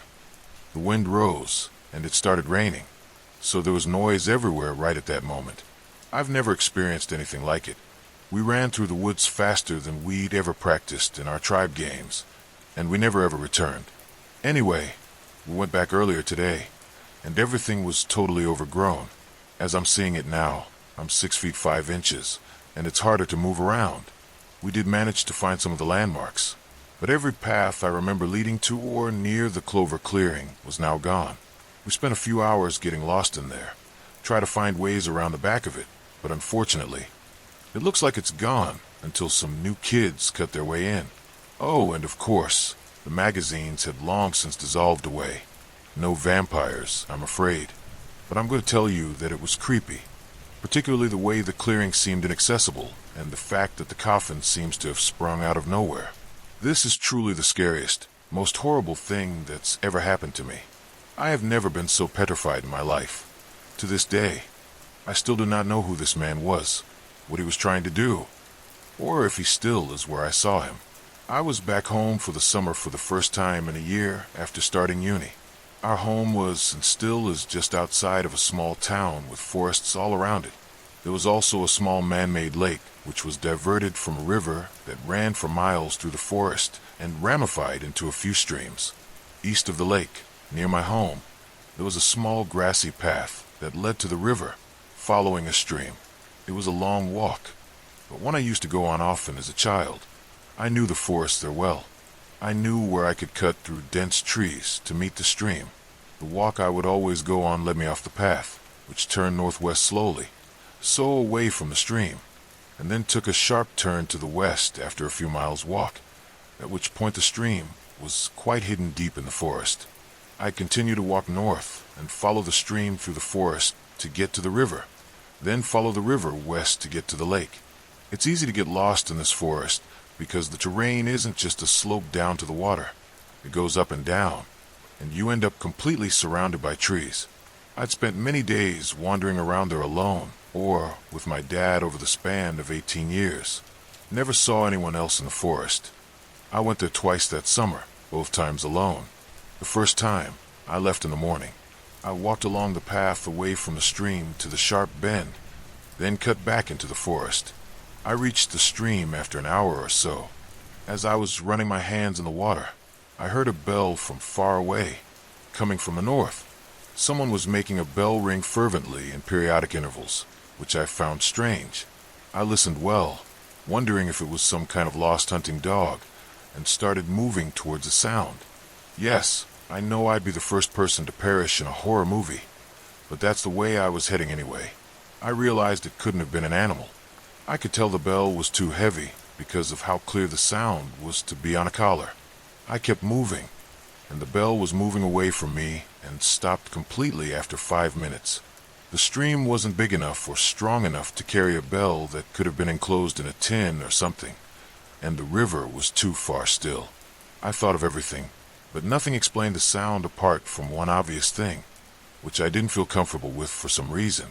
I knew it had to be a person, and I stopped thinking about it and just walked on normally until I found a badger, a blue and dead one, carefully decapitated. It had obviously been done with a knife. It was fairly fresh. The body was still limp, and there wasn't too much smell coming from it. The wound was full of maggots, but I knew that happened soon after exposure. The sound of the bell had been following the stream. So had I. So the badger was put there, maybe killed there, at least decapitated while I was walking that way. I suppose I'm not sure, really. Nothing else happened that day.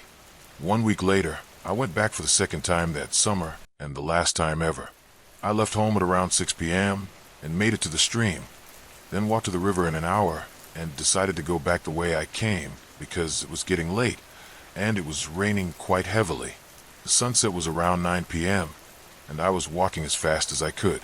The sound of the rain in the trees was surreal and loud. I was somewhat trotting with my head down for a while through the clearest and most open part of the forest, when I bumped into something heavy. The smell was sickly. It was the decomposing body of the badger, with its head strung to its front paws. That area looked like a ham because of the way it was tied, just swinging from a tree like an almost literal load of bollocks. It was at this putrid bag of stench, wet and dripping green liquid, that I started to gag. I had some sort of mucus-textured fluid in my hair. It was repulsive. At first, I just stared at it, slightly gobsmacked. Then I started fidgeting violently because I felt like I was drenched in its juices. I was soaking from the rain, and my senses became confused. It felt like a bucket of ice-cold water had been thrown over me when I realized I walked the same way to get to the river, so someone had strung up the body after I'd passed it on the way there. Someone knew I'd see it. So was someone watching me, and running around the forest with the faint sounds of branches breaking around me, not animals. I looked around and started jogging. I was half running, half walking away from the stream back towards the path for a while, when I heard the bell again. I proceeded to call my dad. I told him to meet me on the path, where it turns west. It was the closest part of the path to me, and to go as fast as it could, and that someone was in the forest. I can't explain the feeling I had. It was like I just crapped out my intestines and stomach. I literally felt the hairs on my neck raised despite being soaked. It was dark. I jogged as fast as I could. I was panicking because the path was still just a bit far away, just too far to feel safe. It was still raining. Every single sound was muffled. I felt like everything was further away than ever before. The bell went on for way longer than the last time, on and off. I felt like it was surrounding me. At one point, the fear combined with my compromised hearing and the fact that I couldn't breathe properly was making me lose my sense of direction. I was automatically heading south-southwest, but I wasn't really sure what I was even doing. I was breathing like a horse, coughing my lungs up, kind of crying out loud like a toddler does, tripping over leaves and twigs like an idiot. I stayed on the phone with my mom, who was on her way with my dad. I kept hearing sounds, but I wasn't sure what they were. My mom was screaming at the phone at the same time that they were on the path, and I needed to run, and that my dad had gotten out and was heading east from the path bend. I was terrified, so I went into survival mode. I was doing the half-run, half-speed walk thing again as I was out of breath. Then I heard branches break, clear footsteps, and for the first time, from down the forest, the bell rang louder. I didn't want to look over my shoulder.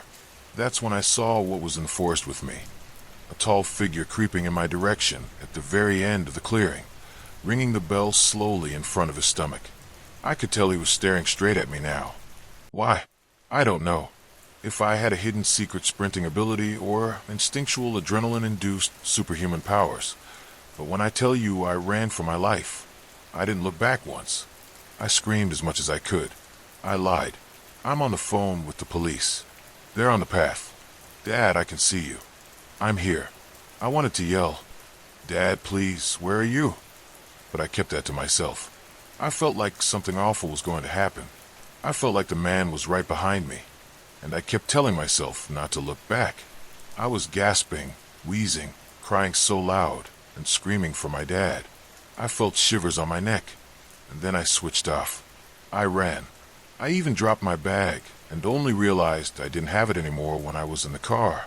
I felt like my phone was my only way home. Things no longer felt real. It was like my legs were moving by themselves. I didn't know if the man was still following me. I could only hear my heart beating in my ears and the bell. I finally heard my dad shout my name, and I knew he was coming my way and that he could see me because of the intonation of his voice. I pretty much lunged myself at him when we got to each other. My dad heard the bell too.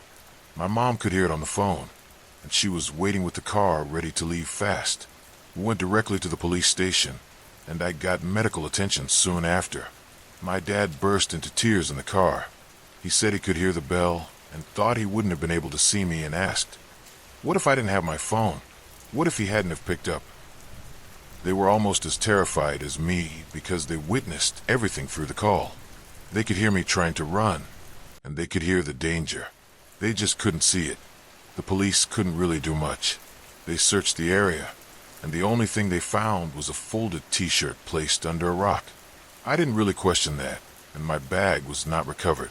They said it was probably some homeless man living in the forest, but failed to realize what could have happened if my dad didn't know that part of the forest like I did, and where to find me.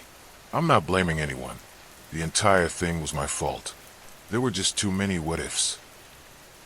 I want to believe it was just someone who decided to live in the woods and hunt or something. Maybe they were a bit mentally unstable and felt angry that I came into their territory. But what if it was more insidious? The way he moved towards me was abnormal. It was perverse because of how slowly he was ringing the bell. It was like he had trapped me.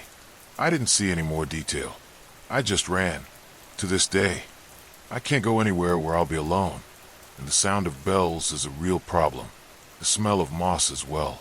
Anyway, my parents and Steve Jobs saved my life. So go hug yours now and take decapitated badgers and bells as pagan signs that you're unwelcome. The story I would like to share is one that's been passed down to me from my late grandfather. The circumstances are so unusual, so unlike anything I've ever heard, that it's been in the back of my mind for nearly 20 years, ever since it was first told to me when I was a child. My granddad was a great talker and storyteller in his own way, and my family agrees that he wouldn't mind if I shared it with others. First, I'll need to give you a little background. My granddad was born in the early 1920s in a dirt floor, two-room farmhouse in rural South Carolina, an only child of a sharecropper during the Great Depression. He was a premature baby, and his parents, having already lost one infant, were understandably protective of him. I'm sure they were relieved and very happy that he was a strong and healthy child, albeit with an incredible amount of wanderlust, restless and energetic. He almost always finished his chores as quickly as he could so that he could take up his little fishing rod and roam to his heart's content. Back then, even horse carts were a rarity on those long-gone dirt roads. Cars were practically unheard of in that part of the country in those days. Disliking horses, but still greatly desiring to put as much distance between home and himself as he could in the span of an afternoon, my granddad had little choice other than to walk. And walk he did. He combed through miles of woods, fields, and swamplands barefoot, as the day he came into the world, heedless of brambles or snakes. They wouldn't bother him if he didn't bother them, as much as he enjoyed it. It was a lonely business. His father was a haleman, but with acres of land to help tend as well as livestock, he hardly had time to join his son on his walks. Sometimes one of the local boys would go with him, but it wasn't often. So, being practically kin to everyone within a 30-mile radius, my granddad took up on the grand old Southern tradition of going visiting. One of his favorite places to go was to Uncle Peter's. Uncle Peter lived on one of the branches of the lake that stretched across a goodly portion of the country. It was a tiny shack, hardly more than a shanty, and barely big enough to fit both him and his spinster sister, Henrietta. But they made do. Uncle Peter loved to talk about as much as he loved to fish. So when he would spot my granddad coming up the dirt track towards the house, he'd put whatever he was working on aside. Aunt Henrietta was prone to giving him the stink eye for this, but she was fond of my granddad too, so she never said anything. It became a tradition of sorts for my grandfather to put a spare shirt in a sack, along with a treat of some kind that his mother made, and head off for Uncle Peter's every other weekend. He did this for years, right up until he married my grandmother. Usually, it was about dark when he'd set off, meaning it was well after sunset before he got there. The distance between his house and Uncle Peter's being, in the reckoning of about 6 or 7 miles, Granddad tended to stay through Sunday, heading home after evening supper, which tended to be on the table well after dark. Suffice to say, there wasn't much to be afraid of back then other than the local wildlife, and as I said before, as long as you minded your own business, they minded theirs. He'd been walking through the countryside at night all his life. He was comfortable and felt very safe. As became habit through the years, Granddad kissed Aunt Henrietta goodbye, shook Uncle Peter's hand, and started home at a brisk pace. It was autumn, so the air was pleasantly cool, a warm relief from summer's oppressively humid heat. He said that there was a full moon that night, and when he would walk out in the open, it was fairly well lit. He could easily see where he was going. The dirt track that led away from Uncle Peter's shack meandered through a bit of marshland before it ended at a wider road. Usually, he didn't take that route unless he felt like a bit of a wander, since cutting through the fields and woodlands was a straight shot back to his parents' farmhouse, and the road slithered and slunk its way around the far side of the lake before curving back in the direction of home. That night, however, with the moonlight and the refreshing nip in the air, Granddad felt the urge to do a bit of meandering. Turning at the end of the path, he stepped onto the road, barefoot as a jaybird, and softly whistling to himself. The route was so familiar that he hardly paid any attention to the surroundings, letting his feet do most of the work while he occupied himself with other thoughts. Before he knew it, he was approaching the lake. The water was calm that night, dark but still. He slowed down a little, wanting to watch the way the light rippled and shimmered gently. It was such a pretty sight that he nearly missed what was standing not far up the road. At first, it was just a silhouette, a tall and solid-looking shadow that seemed to be facing the water. Granddad thought it might have been a trick of the light initially. He'd walked through a cemetery once in the middle of the night and thought he'd seen a soldier riding a white horse until he'd gotten closer and realized it was just a large dew-dropped spiderweb. As he grew closer, he quickly realized it wasn't his eyes. There was something standing on the side of the road. In fact, it was a man. He could tell by the build, broad-shouldered and narrow at the hip, and he could tell by the clothes. Even in the moonlight, it was evident that the man wore a dark suit that did not fit him well. A shapeless hat was on his head, causing his form to appear elongated and oddly looking from the distance of several feet. Granddad could see the shine of good shoes, polished until they'd picked up the water's gleam. The man was standing close to the water, so close, in fact, that the waves were lapping at his expensive-looking shoes. The lake's shifting reflection softly illuminated his face, and Granddad could make out the strong features that had been weathered with time and toil. The lines around his mouth and eyes were distinctive as he smiled.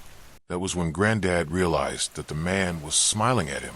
In fact, the man had been staring at him just as long, or longer, as Granddad had been doing the same.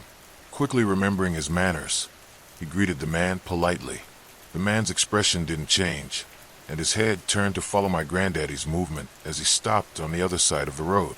A little unnerved, my grandfather stood awkwardly for a long moment, waiting for what he thought would be the appropriate amount of time for a reply. The man didn't speak. His face never changed. but he slowly brought his hand up and made a beckoning motion with his fingers, silently asking my granddad to come closer. Granddad shook his head. "No, sir, I can't stay and talk. I've got to get home. You have a nice night." Dipping his head, my granddad started edging walking again, passing the strange man with a slightly quicker pace than he'd been walking before, feeling that he was being watched. He stopped again a little further up the road. He turned to look back at the man to see he had turned around, so that he was now facing the direction that my granddad was going, still staring at him, but now waist-deep in the water. Confused and shocked, Granddad could only gape at the man as he stood in the lake, that same grin on his face as he lifted his hand and beckoned again. Shaking his head quickly, my granddad repeated what he'd said before. The words were out of his mouth before he could think about how weird they sounded now. "No, sir, I can't stay and talk. I've got to get home. You have a nice night." He whipped around and started walking even faster up the road, listening for the sound of splashing or footsteps behind him. But there was nothing, and that was when it struck him. He'd never heard a sound. No splash, no drip, no scuffle of shoes against dirt. Silence, closing in on the trees. He felt a shiver run down his back as the feeling of being watched washed over him. He froze on the spot. Everything in him was telling him to just keep walking and not stop until he was through his mother's kitchen door. But there was an even stronger urge to turn around, to look back one more time. The compulsion was too much to resist. He turned again to look at the lake. The man was still there, only now he was further in. The water was up to his shoulders now, and he was still smiling, even from the distance of several yards in the dark. Granddad somehow knew the man was still smiling. There was movement, and he saw the man lift his hand a third time, motioning for him to come back, to come closer, to come into the water. Granddad wasn't sure which, or even if it was any of those things, and he never found out. Without a word, he turned to face the trees and walked away. He walked the 7 miles home, unnerved and perplexed, and for the next 80 years, until his death at the age of 91, he never figured out who the man was, why he was there, or what he wanted. Over and over again, he told us that story. The encounter clearly haunted him. It haunts me. I shudder to think what would have happened had my granddad actually gotten close to the man or lingered by the lake that night. But the one thing that has stuck out in my mind about his experience more than anything is that the man stood almost neck-deep in water and didn't even make a ripple. Story 5. I never should have gone into that forest. People warned me about it. Old stories, whispers passed down from generation to generation, tales meant to keep children from wandering too far from home. They called it the Hollow Woods, a place where the trees swallowed the sunlight, where the air was too still, where travelers entered and never returned. I laughed at those stories. I thought they were just legends, the kind of things small towns clung to in order to keep a sense of mystery alive. But I was wrong. I was so wrong. It started with a dare. My friends and I had been drinking, sitting around the fire at the edge of town, talking about the things we'd never had the courage to do. Someone brought up the Hollow Woods, and the conversation shifted.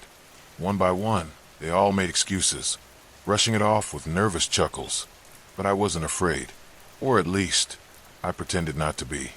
So I stood up, tossed my empty bottle into the fire, and announced that I would go in, just for an hour, just long enough to prove there was nothing to be afraid of. The first thing I noticed as I stepped beneath the canopy was the silence. The wind stopped. The leaves, which had been rustling only moments before, were still. No birds, no crickets, no distant hum of traffic. Just silence, thick and heavy, pressing against my ears. My breath felt too loud. My heartbeat thudded against my ribs. But I pushed forward, forcing myself to ignore the creeping sense of unease curling around my spine. The trees were ancient, their trunks gnarled and twisted, their bark peeling away like dead flesh. The further I walked, the darker it became. I checked my phone, but there was no signal. No surprise there. I turned on my flashlight, the beam cutting through the thick shadows, illuminating the narrow path ahead. The deeper I went, the more the air thickened, like I was moving through water instead of air. The smell of damp earth and rotting wood clung to my nostrils. I tried to convince myself that it was just my imagination, that the stories had gotten to me more than I realized. But then I saw it, a figure, standing between the trees, just at the edge of my vision. Tall, too tall. Its limbs were impossibly long, its body stretched and unnatural.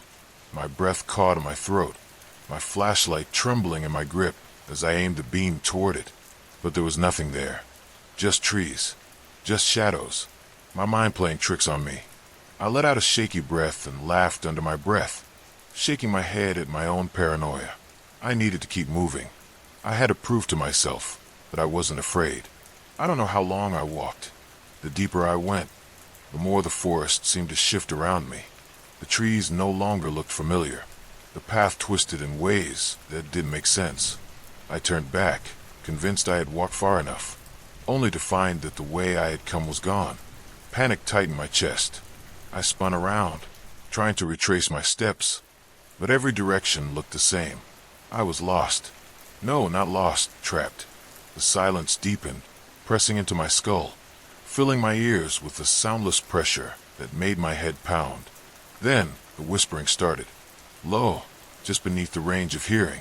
Words I couldn't quite make out. My flashlight flickered. My hands were sweating.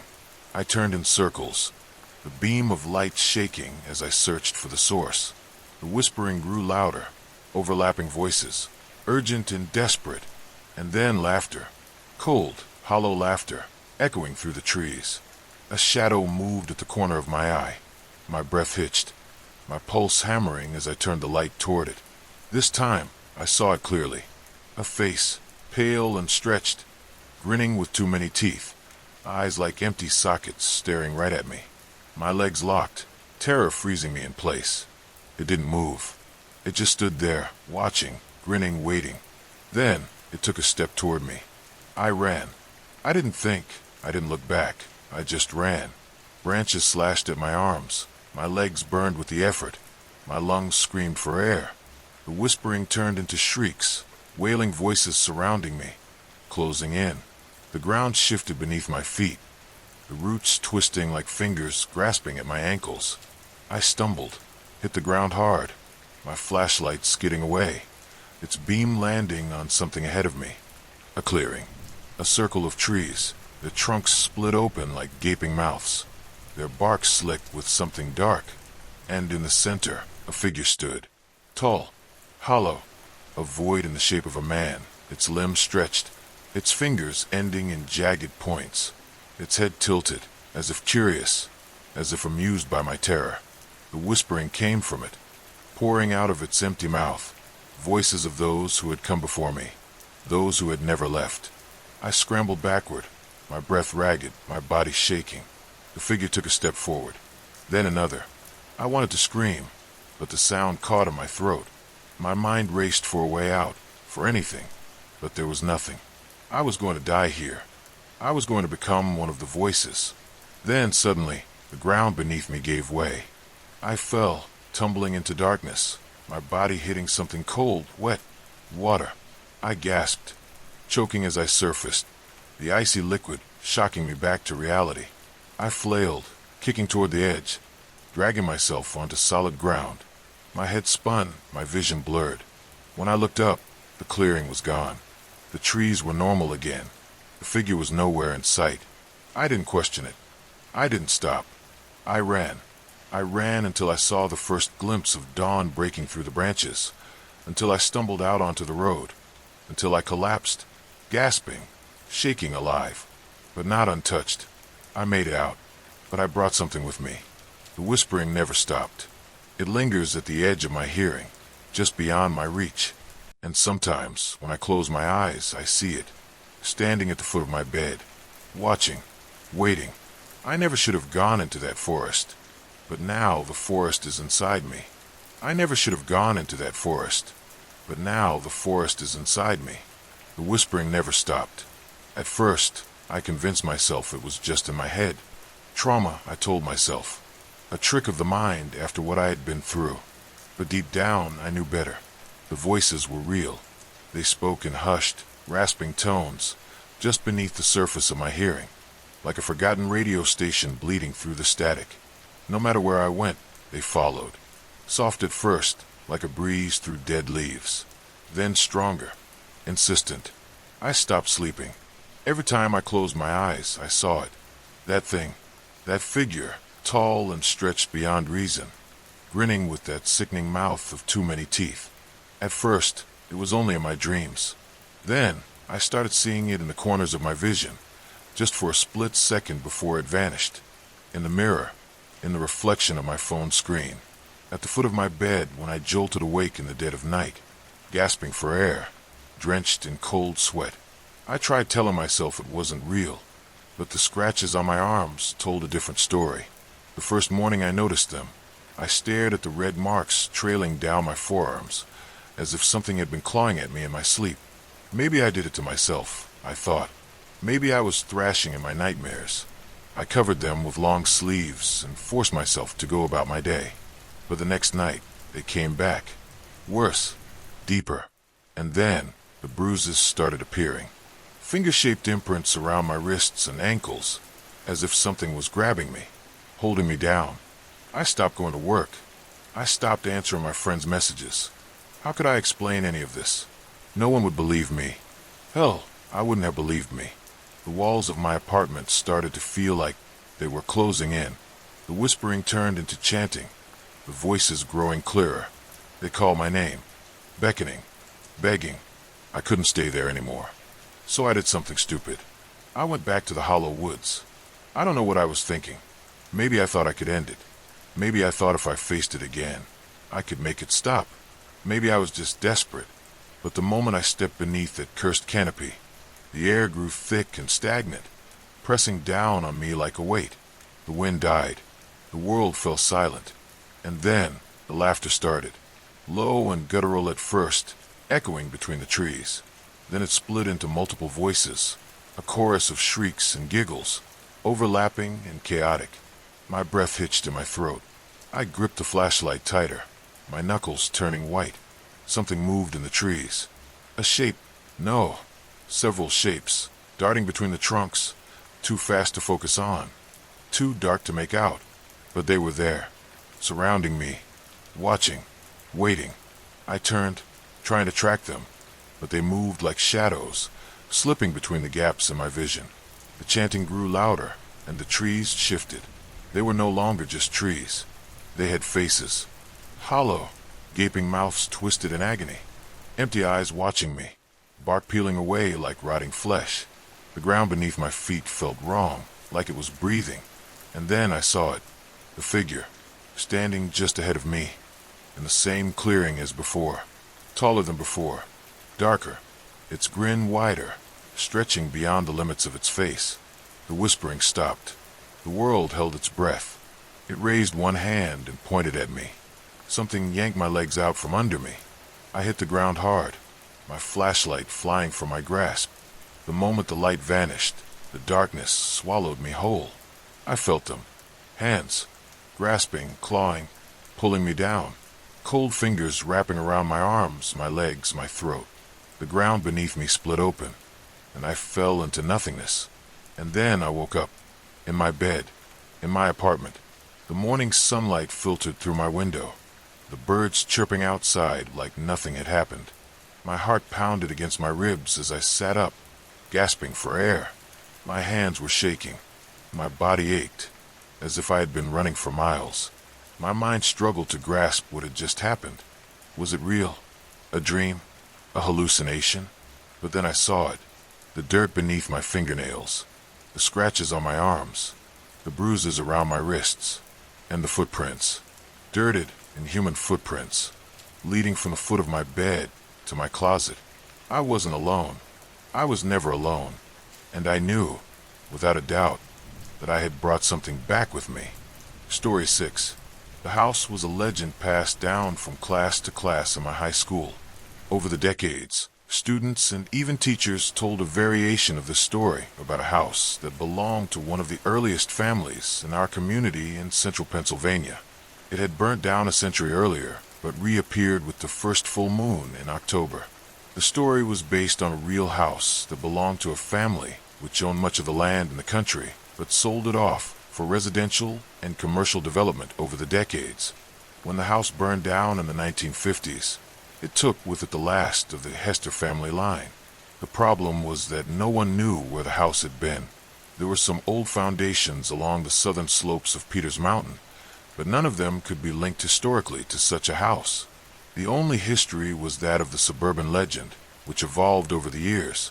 The one thing that remained constant was the promise of a treasure hidden under the floorboards in the house. If you found the house while it existed in our realm, you might find cash, gold, and jewels, enough to make you rich. Of course, but if you didn't get out of the house before it vanished, you would vanish along with it and be destined to haunt its walls forever. Of course, this was the excuse used by high school kids over the years to go into the woods up on Peters Mountain to camp, have bonfires, or really to try and find the house. In the 1980s, it was still a time when parents didn't mind their kids being gone overnight, and none of us had cell phones. Overnight games of Dungeons and Dragons were common on weekends, and my gaming group was led by a kid who lived at the base of Peters Mountain. He and his brothers loved the story of Hester's house, and as October approached that one year, he took a break to persuade us to leave our tabletop adventure and go on a real one. We were a group of 6 boys, aged 16 to 17, and it was easy for us to tell our parents we were staying over at Cliff's house for a marathon weekend of D&D. Instead, we gathered camping material and agreed to head up the mountain to a small campsite Cliff knew. The full moon rose over the mountain as we searched for the Hester house. Of the 6 of us, we lost the 16-year-old for lack of permission. We lost 2 more who chickened out, so there were 3 of us who remained. They had to split the gear, which put us behind schedule for the camp. The woods were damp, and leaves were already falling across the trail, making the shallow uphill slippery and the steeper climbs treacherous. Getting up in the daylight was going to be fine, but after dark, there would be 2 miles between camp and Cliff's home, and another 3 miles back to town. So we were committed. We reached the clearing where Cliff and his brothers, and a lot of Hester's house seekers, made camp. It was a relatively flat area with a view down to the mountain and the trees, but we were totally insulated by trees and cut off from the world by the sound of the forest, with only the regular whistle of a distant tree train to cut through it. By the time we reached this camp, we had lost a half hour and scrambled to assemble dry firewood, start a fire, and get the tent pitched. The wind rose out from the west and cut through the trees, making our activities difficult. From there, things started to fall apart. There were poles missing from the tent bag. We could only find a limited supply of dry firewood to get the camp started. The wind freshened, and darkness swept over us as the sun set behind the mountaintop, and clouds approached from that direction. The temperature plummeted from the mid-50s, while we worked up a sweat to the low 40s with the chilling breeze. Cliff and I struggled to improvise solutions for the tent, using branches to prop out walls and tying others to trees with nylon rope. Meanwhile, Keith fumbled and stumbled, trying to get the fire lit, resorting to lighting an entire box of matches under the kindling in a gamble to get the fire lit and hot enough to dry out the moist firewood. We knew that any significant rain was going to put it out, and we would be huddled together in our sleeping bags and a ragged tent all night. We abandoned the idea of searching for Hester's house and prepared to weather a storm. Once we established some kind of camp, the rain held off for a while, just bringing a cold drizzle. We took turns maintaining the fire and threw shade at one another for not checking the equipment or planning the weather and generally being miserable. As the light faded, we heard movement in the woods around us. Definitely human footfalls through the leaves and underbrush. It cut through the sound of dried leaves rustling and falling from the whistling wind through the trees and the updraft that blasted up the side of the mountain. Suddenly, a big object landed right in the middle of the campfire, throwing hot embers and burning twigs in every direction, including our tents. The evening brightened in a dance of fireflies over the fire, and we stepped out to find out what happened. Did a limb fall? Was it a wet branch popping with boiling water pockets? It was a rock, the size of a basketball. Cliff pointed out to the dark figure standing on the trees on the far side of the fire.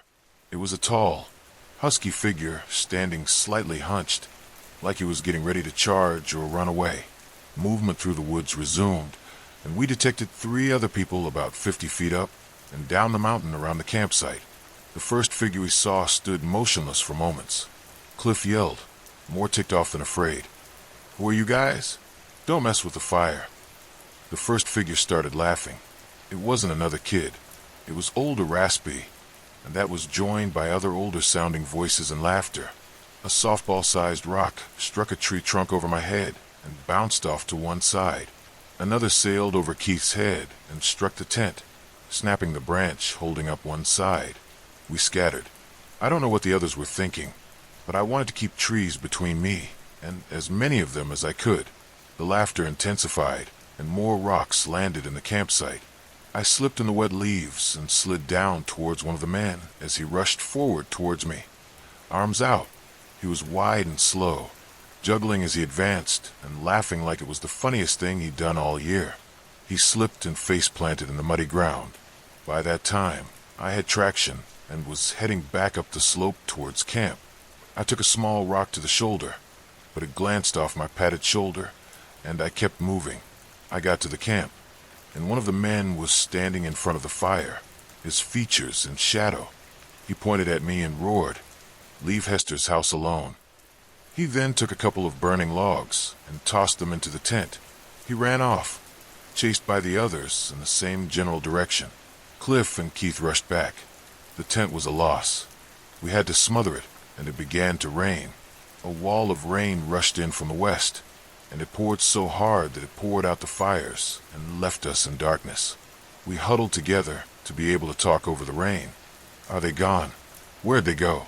What do we do? We had flashlights, and while cold and soaked, we were uninjured. We got to get out of here. We heard footsteps in the darkness, and a single beam of light shot out from the forest over us. The voice from before screamed, "Leave the Hester house alone. Get out of here, or we will end you." We abandoned our gear except our flashlights, and Keith led us away from the site down the mountain. We were moving at half the speed coming up. It was sloppy and slippery, and the rain was relentless. We slid on our butts over the steep parts and had to stop to work out a way down that wouldn't risk breaking our legs or necks. Every time we stopped, a rock would sail down between us and snap against other rocks or a tree, and a voice would shriek, "Go, or we'll bury you on this mountain." A rock hit Keith on the cheek and nearly sent him over an incline, but he dropped to his knees to keep from rolling. It dazed him, but his adrenaline kept him moving as the skin swelled and darkened. I said the first thing I thought of to Cliff, "If these guys are your brothers and their friends, I will be so pissed." But Cliff shook his head. Not them. They'd never do this. And I believed him. But most of the town, dating back a generation or more, did know about Hester's house story and the date. It would be easy for someone with bad intentions to come out into the woods on the first full moon and wait for a bunch of stupid, unprepared kids to make camp far from wilderness. Suddenly, the stories about kids going missing inside the Hester house, trying to get treasure, made me think. If anyone actually did go missing on a dark night in the woods, and the house was just a cover-up story. A rock hit me between the shoulder blades with the power of a fastball, and I felt something pop in my spine, and a sharp shock up and down my entire body. After what felt like hours in the increasing darkness, dry heaving from the panic and the struggle, coughing and spitting up snot and rainwater, we came to the road closest to Cliff's house. There was a man standing under the streetlight by the street. He had the same predatory hunch as the man at the campsite.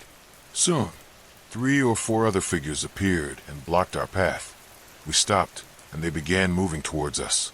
Suddenly, our silent prayers were answered when a truck rolled around the corner, heading up the hill and bathing them in its headlights, blinding them. These were not kids nor young adults. They were older men, faces in their 50s or 60s, bloated and wrinkled, covered in dirty clothes and windbreakers. They were ugly, evil men who had worn us down to exhaustion and were ready to strike. The truck did not slow down, but it gave us a break. Cliff pulled us onto one side of the path and back into the woods along a similar natural path along the road. With a supernatural reserve of strength, We cut through the barbs and brushes like rabbits eluding wolves, and came out scratched and scraped across the street from Cliff's house. The porch light was lit, and the garage door was wide open. Cliff's dad was working on something in the garage. We heard the men chasing us along the road, but once they saw the lights of the house, they stopped. We didn't stop until we were in the garage, yelling to Cliff's dad that there were bad men after us. Cliff's dad called the cops. Cliff's mom took us inside, dried us off, and helped tend our injuries. The cops never found anyone, but they scolded us for being irresponsible enough to go camping in the woods without supervision or preparation. The sergeant there saved his strongest words for Cliff's parents, effectively ending our weekend D&D games. Prevailing wisdom was that it was probably some older guys who lived on the mountain who just wanted to scare some kids out on Hester's house night, and they dismissed our dramatic interpretation of the peril, which was, in their mind, the product of our excitement and hormones. The newspapers took a decidedly Halloween approach to the story, spinning it as a tantalizing tale of transients stalking local kids on a camping trip with God knows what in mind when they caught us. But weird Hester's house guardians in the woods? It's been 30 years, but if I'm ever in the neighborhood again, I hope we never meet, because I'll straight up end you. Story 7. The forest was a labyrinth of shadows, where the slivers of moonlight barely pierced through the thick canopy above. The trees seemed alive, their branches twisting into grotesque shapes, whispering secrets carried by the cold, damp wind. I had no intention of being here, not at this hour, not under these circumstances. But when my sister disappeared 2 days ago, leaving nothing but her flashlight flickering faintly near the edge of these woods, I knew there was no other choice.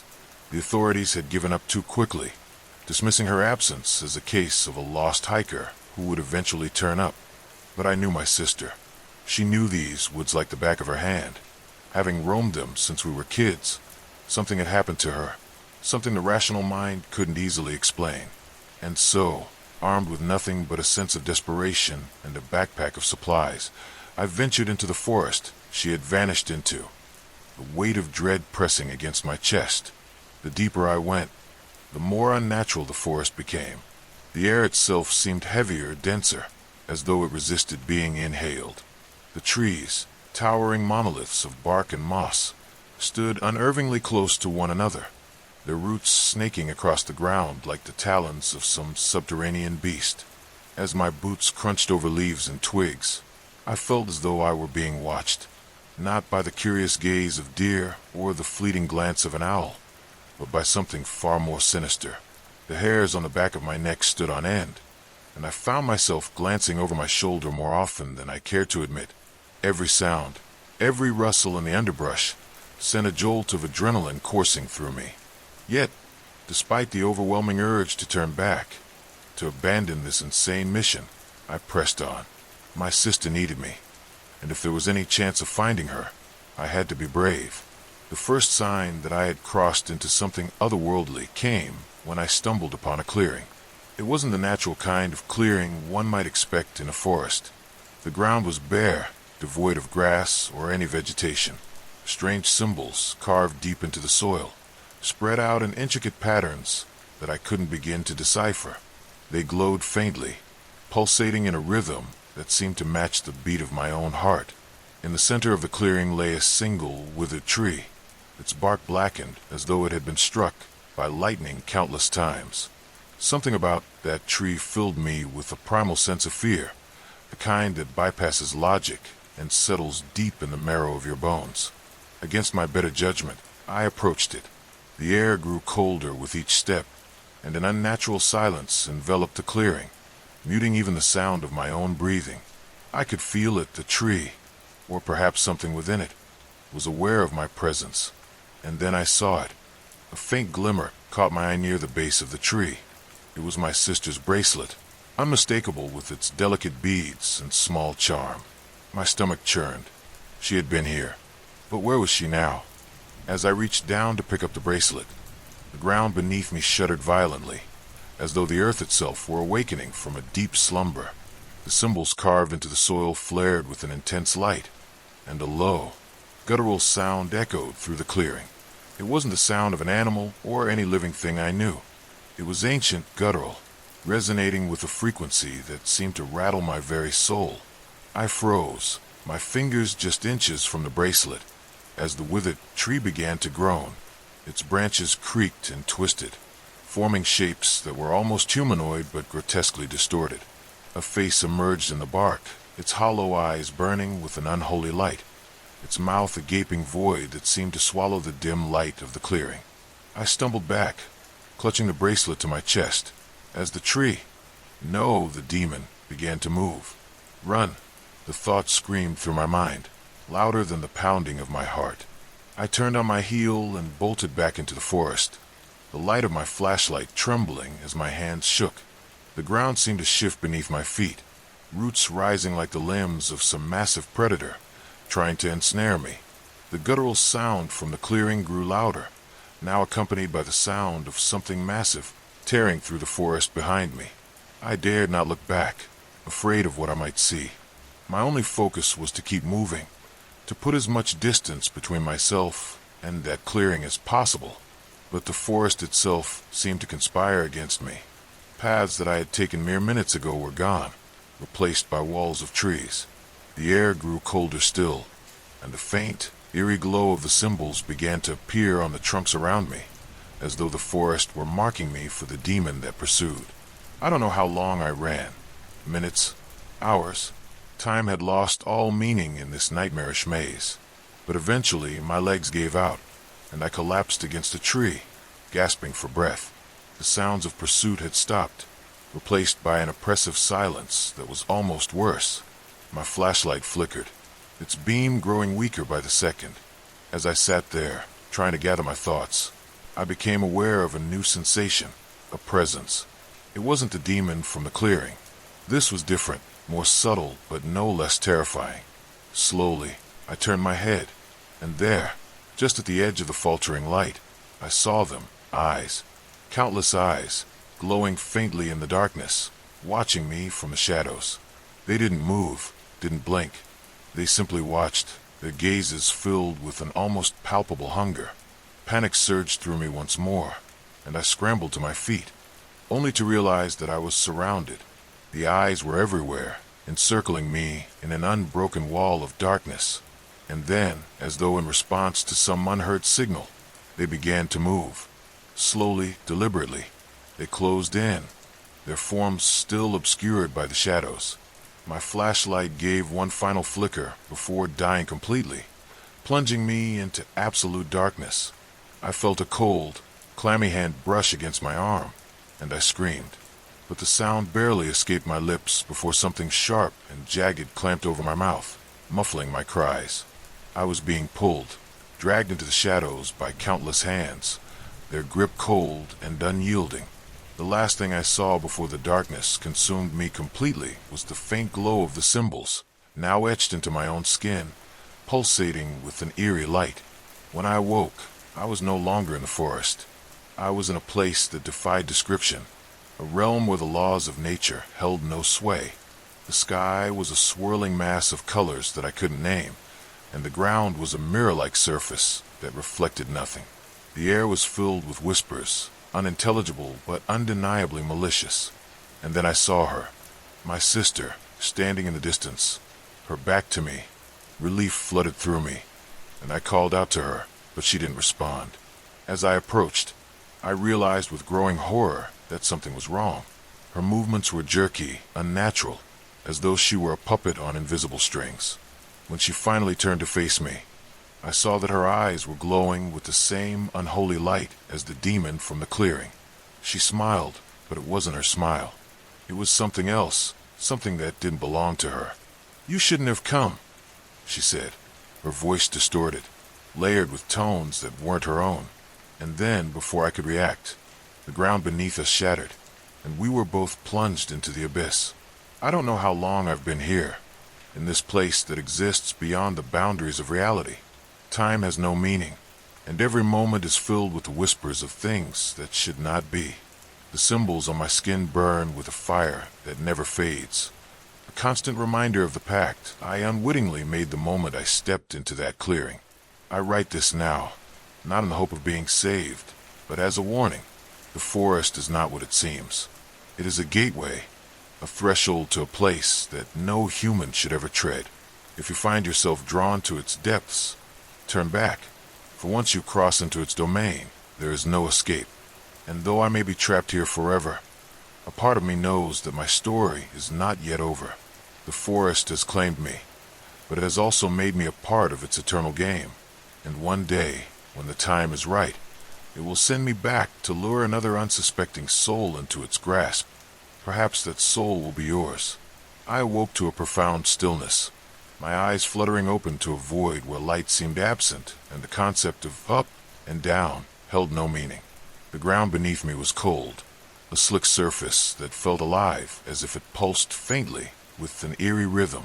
Around me stretched an unending expanse of darkness, interspersed with glimmers of pale light that danced in and out of vision, teasing my senses. For a moment, I thought I had gone blind, but then the glowing symbols on my skin, the ones etched into me like a curse, flared up, illuminating the abyss in a dim, ghostly glow. It was then that I realized I wasn't alone. Figures moved in the distance, their forms indistinct and shrouded in shadow. They seemed to glide rather than walk, their movements unnervingly smooth and deliberate. I couldn't tell whether they were human or something else entirely, but the sense of being watched, of being studied, was undeniable. I forced myself to my feet, my legs trembling beneath me, and tried to get my bearings. The air here was oppressive, thick with a heaviness that made each breath a laborious effort. There was no sky, no horizon, just the endless black, punctuated by those distant, haunting lights. My instinct screamed at me to flee, but where could I go? This place defied logic, its geography an ever-shifting nightmare.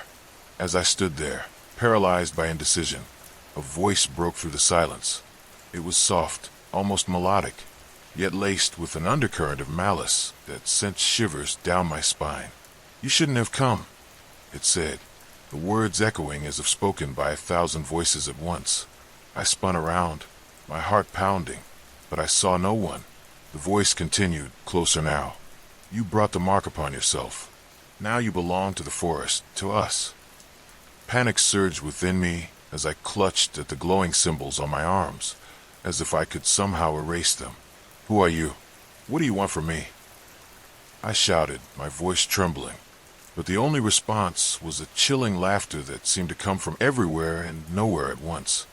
And then she appeared, my sister, or at least something wearing her form. She stepped out of the darkness, her movements eerily fluid, her eyes glowing with that same unholy light. Her face was a mask of sorrow and malice, a grotesque blend that made my stomach churn. "You should have left me," she said, her voice not her own, but a twisted mimicry. "Now you've doomed us both." She raised her hand, and the air between us shimmered, distorting like heat waves. In an instant, the ground beneath me gave way, and I was falling again, plunging into an abyss that seemed endless. When I hit the ground, the impact knocked the breath from my lungs, and I lay there gasping, disoriented. This new place was different.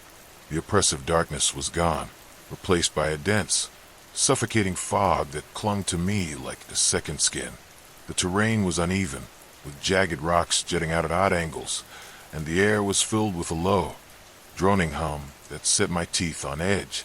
I struggled to my feet, the symbols on my skin now burning with a searing intensity that made it difficult to think. It was as if they were reacting to something nearby, something that radiated a malevolent power. And then I saw it. Emerging from a fog was a figure unlike anything I had ever seen. It was tall, impossibly tall, its form humanoid but stretched and distorted in ways that defied nature. Its limbs were long and sinewy, ending in claw-like fingers that seemed to drip with darkness itself. Its face, or what passed for a face, was a blank void, yet I could feel its gaze boring into me, scrutinizing me with an intensity that made my skin crawl. It spoke without a mouth, its voice reverberating through the fog, a deep and resonant tone that seemed to vibrate in my very bones. "You are marked," it said, each word a hammer blow to my psyche. "You belong to the forest now. There's no escape. I try to speak, to protest, but the words caught in my throat. The creature raised one elongated arm and gestured, and the fog around me began to swirl, forming shapes, faces, hands, twisted figures that reached out for me with desperate, grasping motions. I stumbled back, my mind reeling, but there was nowhere to go. The fog closed in around me, the figures becoming more solid, more real, until I was completely surrounded. They clawed at me, their touch icy and insubstantial, yet somehow they held me in place, immobilizing me. I screamed, the sound lost in the cacophony of their whispers and cries. The creature stepped closer, its towering form casting a shadow even in the fog. "You will serve," it said, and with a wave of its clawed hand, the symbols on my skin flared brighter than ever, the pain overwhelming. My vision blurred, and I felt myself falling once more, not into darkness, but into a blinding, all-consuming light. When I came to, I was back in the forest. Or at least, it seemed like the forest. The trees were familiar, yet different, their branches twisting into unnatural shapes that seemed to reach for me. The air was thick with the scent of decay, and the ground beneath me was soft and spongy, as though it were alive. I staggered to my feet, disoriented, and looked around. There was no sign of the clearing, no sign of the demon or the creature from the fog, but the symbols on my skin remained, a constant reminder of what I had endured. As I took a tentative step forward, I realized with growing horror that the forest was alive. The trees seemed to move when I wasn't looking, their branches shifting ever so slightly. The ground beneath me pulsed with an unnatural rhythm, and the air was filled with faint whispers that I couldn't quite make out. I wasn't alone. I could feel them watching, the unseen eyes that had haunted me since I first entered this nightmare. They were waiting for me to make a mistake. I don't know how long I wandered through that accursed forest, the days blending into nights in a seamless, unending cycle. Time had lost all meaning, and my mind was fraying at the edges, worn down by the constant fear and the ever-present sense of being hunted. I tried to find a way out, to retrace my steps back to the edge of the forest, but every path led me deeper, pulling me further into its labyrinthine heart. The forest wouldn't let me go. It had claimed me, just as it had claimed my sister, and yet a small, stubborn part of me refused to give up. I couldn't let it win. I had to find a way to break free, to end this nightmare once and for all. But deep down, I knew the truth. There was no escape. The forest was a prison, its boundaries defined not by geography, but by the will of the ancient, malevolent force that ruled it. And I was its latest prisoner, marked and bound to its eternal game. As I sit here now, writing these words with trembling hands, I can hear them coming. The whispers are growing louder, the shadows closing in. I don't know how much longer I have, but I will keep fighting, keep searching for a way out, because if there's one thing I've learned, it's that the forest never gives up its prey willingly, and neither will I. Welcome to Forest Demon Stories, where the shadows whisper and nightmares come alive. Close your eyes, let the darkness embrace you, and drift into a world where the forest never sleeps. The first time I saw the forest, I knew it was alive, not in the way trees sway or birds sing, but in a way that made my skin crawl, as if the very air was watching me. It was late autumn, and the leaves had turned a deep, bloody red, clinging stubbornly to the branches despite the cold wind that whispered through the woods. I shouldn't have been there. No one went into the Black Hollow Forest after dark, not even the hunters. But I had no choice. My sister, Lila, had vanished 2 nights ago, and the last place anyone had seen her was near the edge of these woods. The townsfolk said she'd been lured in by the forest demon. They said it was too late to save her, but I couldn't accept that, not without seeing for myself. The path into the forest was narrow, barely visible beneath the thick undergrowth. My boots crunched on the frost-covered leaves, the sound unnaturally loud in the silence. The trees loomed overhead, their gnarled branches twisting together like skeletal fingers, blocking out the moonlight. I carried a lantern, its flickering light casting long, dancing shadows on the ground. Every few steps, I'd stop and call out Lila's name, my voice echoing eerily through the trees. There was no answer, just the faint rustling of leaves and the occasional snap of a twig in the distance. I told myself it was just animals, but the deeper I went, the more I felt like I was being followed. I don't know how long I walked before I found the first sign of her. It was a scrap of fabric, torn from the hem of her dress, caught on a thorny bush. My heart raced as I held it up to the lantern light. The fabric was damp, as if it had been lying there for days, but I knew it hadn't been. Lila had been wearing this dress when she disappeared. I pressed on, my pace quickening, the lantern swinging wildly in my hand. The forest seemed to close in around me, the trees growing denser, the shadows darker. And then I saw it, a faint glow in the distance, flickering like a will-o'-the-wisp. I hesitated, my instinct screaming at me to turn back, but I couldn't, not when Lila might be out there, waiting for me. As I approached the light, I realized it was coming from a small clearing. In the center stood an ancient oak tree, its trunk twisted and scarred, its branches reaching out like claws. Hanging from one of the branches was a lantern, identical to the one I carried, its flame burning a sickly green. Beneath the tree was a circle of stones, arranged in a pattern that made my head ache just to look at them. And in the middle of that circle was Lila. She was kneeling, her back to me, her head bowed as if in prayer. Relief flooded through me, and I started to call out to her, but the words died in my throat. Something was wrong. Her shoulders were shaking, but not from crying. She was laughing, a low, guttural sound that sent chills down my spine. "Lila," I whispered, my voice trembling. She didn't respond. I took a step closer, the lantern light flickering as my hand shook. "Lila, it's me. I'm here to take you home." Still, she didn't move. I reached out to touch her shoulder, but before I could, she turned her head. My breath caught in my throat. Her eyes were black, completely devoid of any color, and her smile was too wide, stretching across her face in a way that was utterly inhuman. She opened her mouth to speak, but the voice that came out wasn't hers. It was deep, guttural, and filled with malice. "You shouldn't have come here," it said. And then the ground beneath me gave way. I woke up in darkness, my head pounding and my body aching. The lantern was gone, and I could barely see my hand in front of my face. I tried to sit up, but something was holding me down, thick. Rope-like vines wrapped around my arms and legs. Panic surged through me as I struggled against them, but the more I moved, the tighter they became. And then I heard it, a low, rumbling growl that seemed to come from everywhere and nowhere at once. My heart raced as I strained to see through the darkness. Slowly, shapes began to emerge, the walls of what looked like a cavern, covered in moss and glowing fungi, the vines that bound me, pulsing faintly as if they were alive. And in the shadows, something moved. It stepped into the dim light, and I wished it hadn't. The creature was tall, its body covered in bark-like skin that cracked and oozed a dark, sticky sap. Its limbs were long and twisted, ending in clawed hands that scraped against the stone floor. Its face was the worst part, a grotesque mask of wood and bone, with hollow eyes that glowed like embers and a mouth filled with jagged, splintered teeth.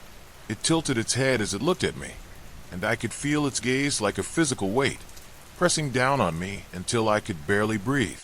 "You are brave," it said, its voice like the creaking of ancient trees. "Or foolish. Few dare to enter my domain." I tried to speak, to beg for my life, but the words caught in my throat. The creature leaned closer, its breath hot and foul, like rotting leaves. "Your sister made a bargain with me. She offered herself in exchange for the life of another. But you are different. You came here willingly. That makes you far more interesting." I didn't understand what it was saying, but I knew one thing. I had to get out of there. I twisted and pulled at the vines, ignoring the pain as they cut into my skin. The creature watched me, its head tilted as if amused by my struggle. And then it reached out, its clawed hand brushing against my cheek. I froze, my breath hitching as its touch sent a wave of cold through me. "Do not fear," it said. "I do not wish to harm you. Not yet. You have something I want. Something your sister could not give me." "What do you want?" I managed to choke out, my voice barely above a whisper. The creature smiled, its jagged teeth glinting in the dim light. "Your soul. it said, "but not in the way you think. I do not wish to consume it. I wish to merge with it, to become one with you. Together, we could be powerful, unstoppable." I shook my head, tears streaming down my face. "No, please. I just want to save my sister. Let us go." The creature straightened, its expression unreadable. "Very well," it said. "I will give you a chance. A test, if you will. If you succeed, I will release your sister. But if you fail—" It didn't need to finish the sentence. I already knew what would happen. The vines around me loosened, and I fell to the ground, gasping for air. The creature stepped back, gesturing to a narrow tunnel that led deeper into the cavern. "Go," it said. "Find the heart of the forest. Bring it to me, and your sister will be free." I didn't know what the heart of the forest was, or how I was supposed to find it, but I didn't have a choice. I stumbled to my feet, my legs shaking beneath me, and started down the tunnel. The walls were damp and covered in strange, glowing symbols that pulsed faintly as I passed. The air grew colder the further I went, and the silence was oppressive, broken only by the sound of my own breathing. I didn't know what I was walking into, but I knew one thing: I couldn't fail. Not if it meant losing Lila forever. The tunnel seemed to go on forever, twisting and turning in ways that made no sense. I lost track of time, my mind numb with fear and exhaustion. And then, finally, I saw light ahead. I quickened my pace, my heart pounding as I emerged into another cavern. This one was different, brighter, with a soft, golden light that seemed to come from everywhere at once. In the center of the cavern was a tree, but unlike any tree I had ever seen. Its trunk was smooth and silver, its branches reaching up to the ceiling, where they disappeared into the rock. And hanging from one of the branches was a single, glowing fruit, pulsing with a light that seemed to call to me. I knew, without a doubt, that this was the heart of the forest. But as I reached out to take it, I heard a voice behind me. "Don't." I turned, my heart leaping into my throat. It was Lila. She looked like herself again, her eyes clear and her face pale but human. She was standing at the edge of the cavern, her hands outstretched as if to stop me. "Don't take it," she said, her voice trembling. "If you do, you'll be trapped here forever, just like me." I stared at her, my mind racing. But the demon said if I brought it the heart, it would let you go. Lila shook her head, tears streaming down her face. "It lied. It always lies. Please, you have to leave. Now, before it's too late." I hesitated, torn between the desire to save her and the fear of what might happen if I stayed. And then I heard it, the low, rumbling growl of the forest demon, coming from the tunnel behind me. It was coming, and I had to make a choice. The growl grew louder, reverberating through the cavern like thunder, and I felt the ground tremble beneath my feet. My heart pounded in my chest, each beat echoing in my ears as I stood frozen between Lila and the glowing fruit.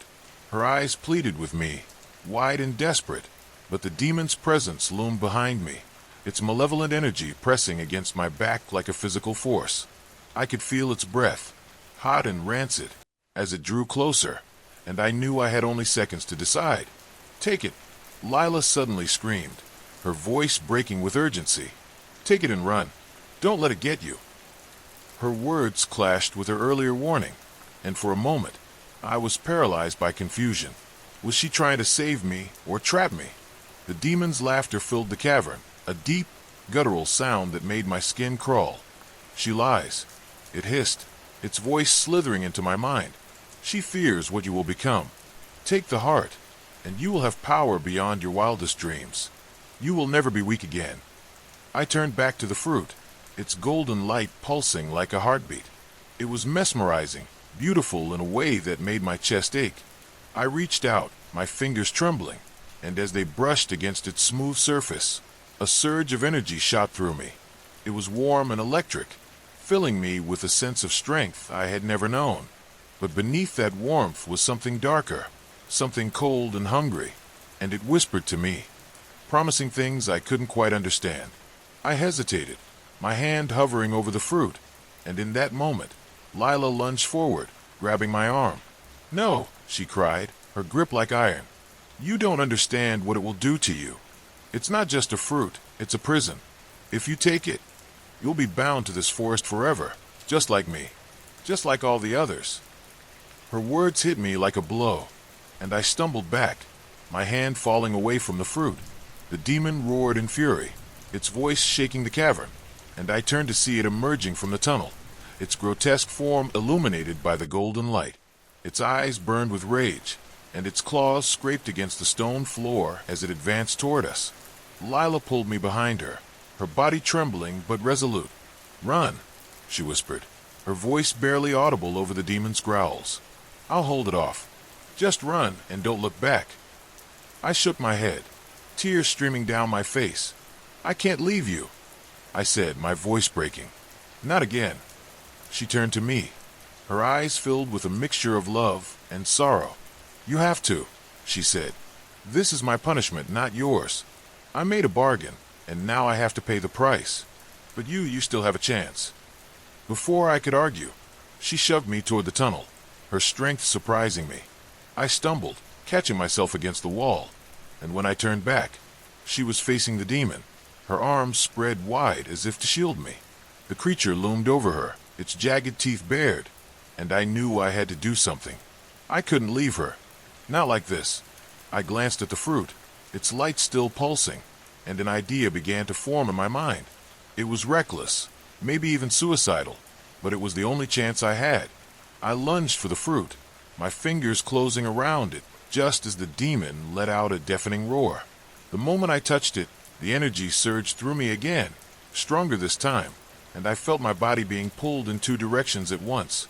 The warmth filled me, but the coldness was there too, clawing at the edges of my mind, trying to take control. I fought against it, focusing on Lila, on the thought of saving her, and I felt the energy shift, responding to my will.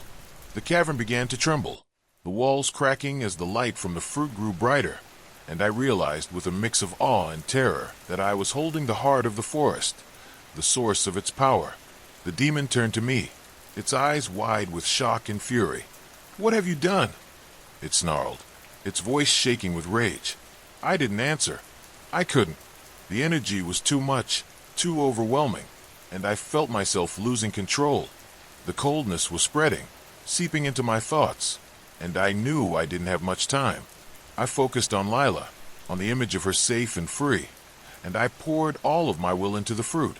The light exploded, blinding me, and I felt myself being lifted off the ground, the energy surging through me like a tidal wave. When the light faded, I was on my knees, the fruit still clutched in my hand. The cavern was silent, the air thick with tension, and I looked up to see the demon standing frozen, its body encased in a shell of glowing bark. Lila was beside me, her face pale but unharmed, and she stared at the demon with a mixture of fear and relief. "What did you do?" she whispered, her voice trembling.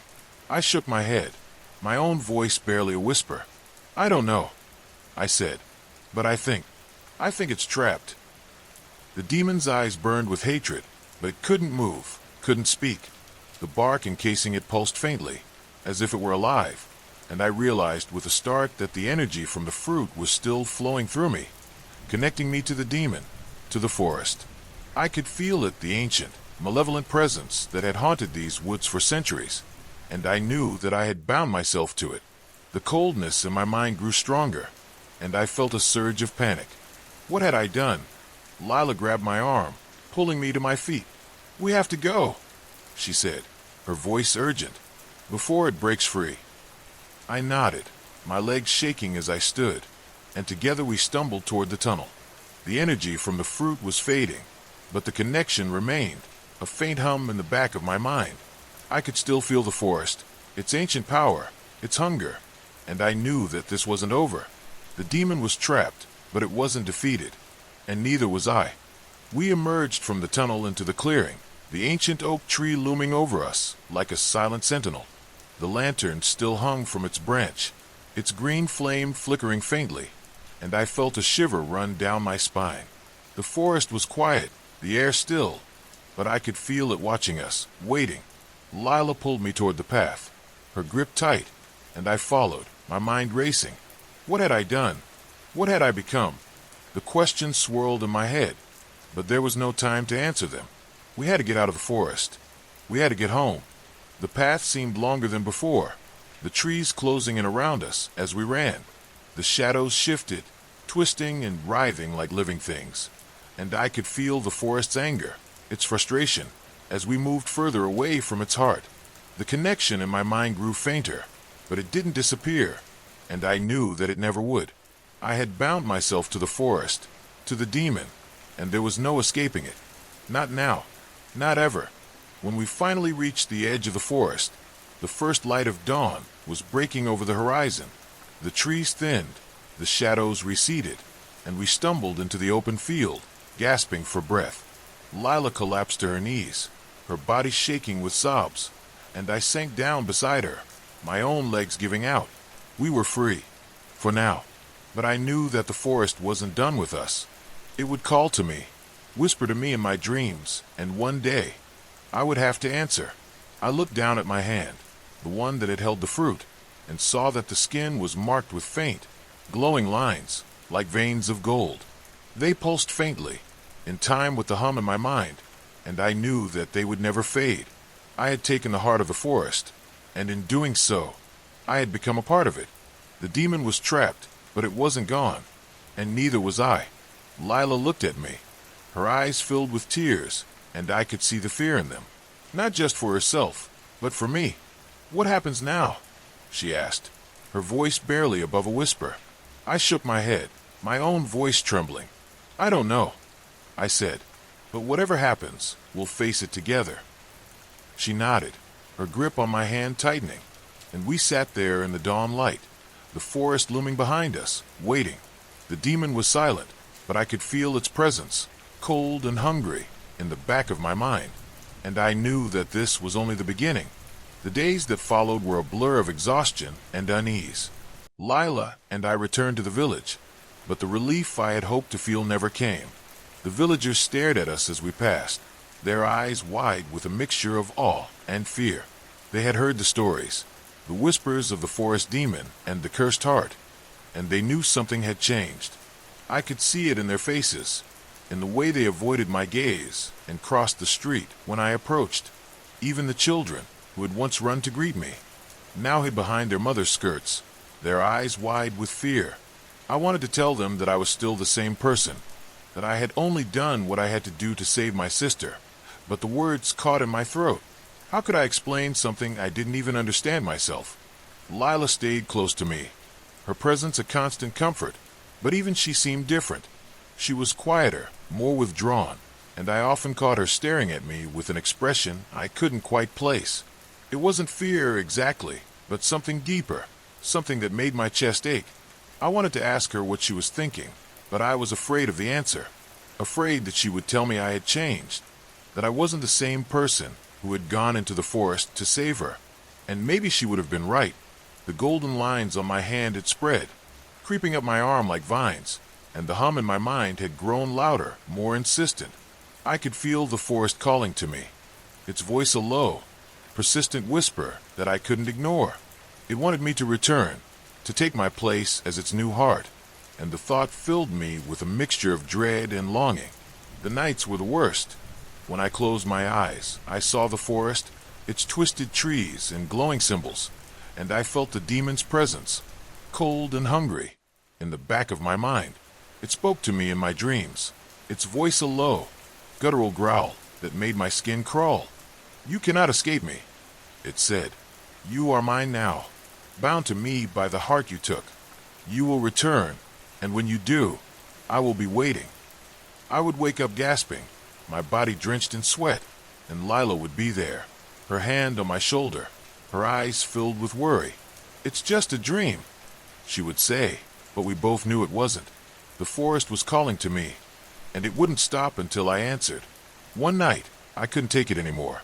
The whispers had grown too loud, too insistent, and I felt like I was being pulled in two directions at once. I slipped out of bed, careful not to wake Lila, and made my way to the edge of the village. The forest loomed in the distance, its dark silhouette outlined against the moonlit sky, and I felt a shiver run down my spine. I didn't want to go back, but I knew I had to. The connection between me and the forest was too strong, too deep, and I couldn't ignore it any longer. I took a deep breath, my heart pounding in my chest, and stepped onto the path. The forest was different this time. The trees seemed taller, their branches reaching out like claws, and the air was thick with a strange, electric energy. The golden lines on my arm pulsed faintly, their light casting an eerie glow on the ground, and I could feel the forest's presence all around me, watching, waiting. I followed the path, my steps slow and hesitant, and as I walked, the whispers grew louder, more insistent. They weren't just in my mind anymore, they were all around me, filling the air with a low, guttural hum that made my skin crawl. I wanted to turn back, to run as far away as I could, but I knew it was too late. The forest had claimed me, and there was no escaping it. I reached the clearing, the ancient oak tree looming over me like a silent sentinel, and I felt a surge of panic. The lantern still hung from its branch, its green flame flickering faintly, and the circle of stones was still there, arranged in the same pattern that had made my head ache before. But something was different. The air was thicker, heavier, and I could feel the demon's presence, cold and hungry, in the back of my mind. It was waiting for me, and I knew I had no choice but to face it. I stepped into the clearing, my heart pounding in my chest, and the moment I did, the ground beneath me began to tremble. The trees swayed, their branches creaking and groaning, and the air was filled with a low, rumbling growl that made my skin crawl. I turned, my breath catching in my throat, and saw the demon emerging from the shadows. Its body was still encased in the shell of glowing bark, but its eyes burned with a fierce, malevolent light, and I could feel its rage, its hunger, as it advanced toward me. "You came back," it said, its voice a low, guttural growl that made my chest ache. "I knew you would. You cannot resist the call of the forest. You are mine now, bound to me by the heart you took." I shook my head, my voice trembling. "I'm not yours," I said. "I came back to end this, to free myself from you." The demon laughed, a deep, guttural sound that made my skin crawl. "You cannot free yourself," it said. "You are a part of me now, just as I am a part of you. The heart you took has bound us together, and there is no escaping it." I felt a surge of panic, my mind racing as I tried to think of a way out. The golden lines on my arm pulsed faintly, their light growing brighter, and I realized with a start that the energy from the fruit was still inside me, connecting me to the forest, to the demon. I focused on it, on the warmth and the coldness, and I felt it shift, responding to my will.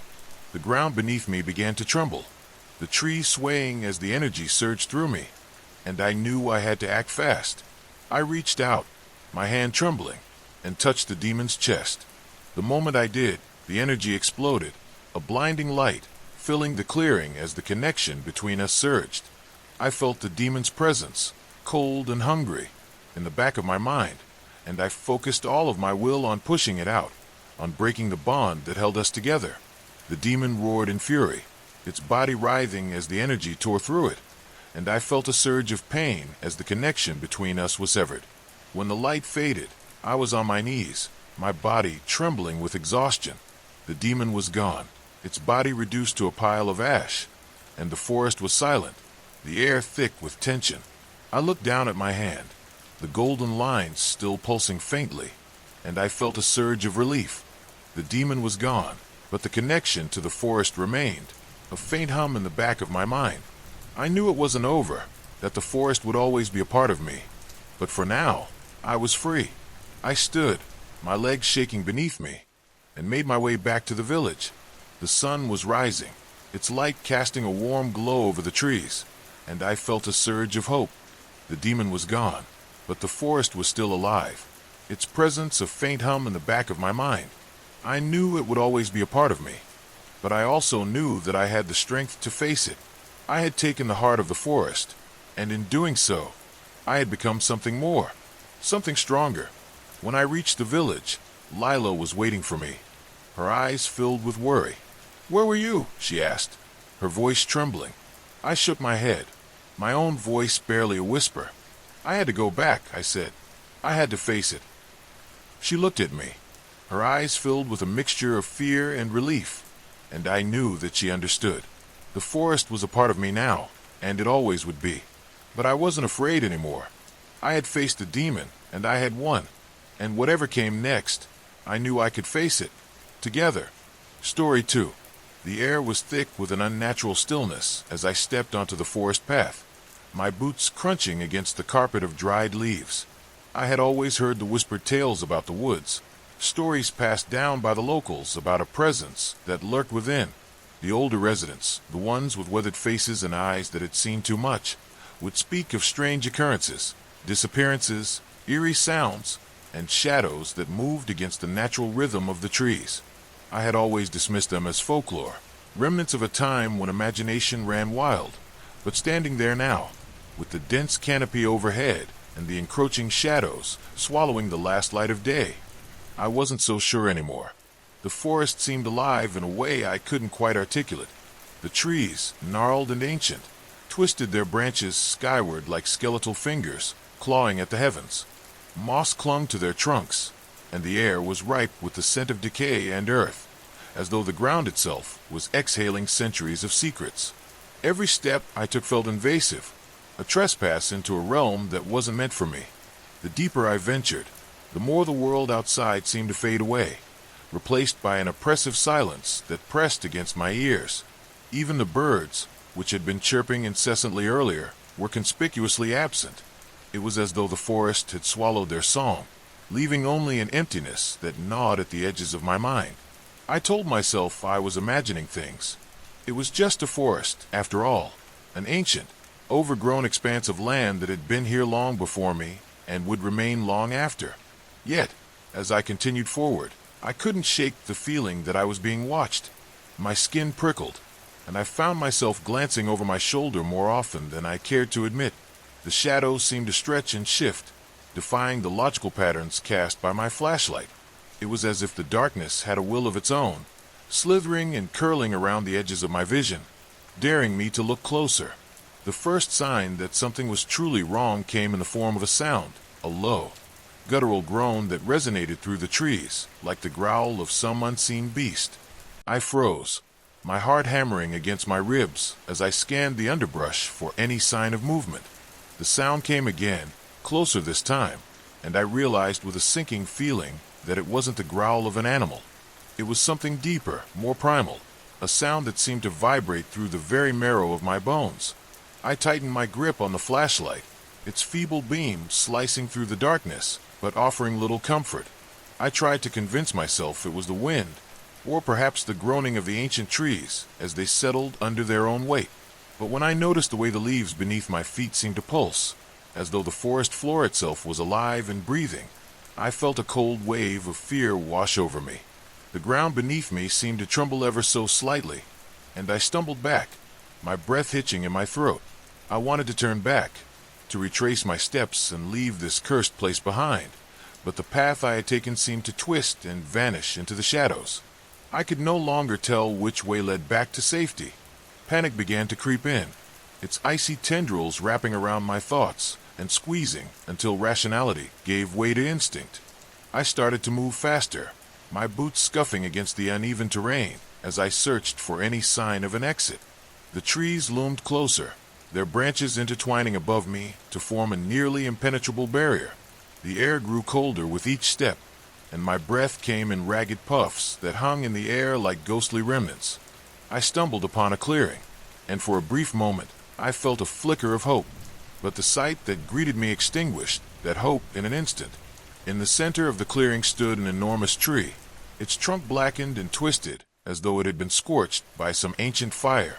Its branches stretched outward like the arms of some grotesque creature, and its bark was covered in deep, jagged grooves that resembled claw marks. At its base, the earth was disturbingly bare, as though nothing dared to grow in its shadow.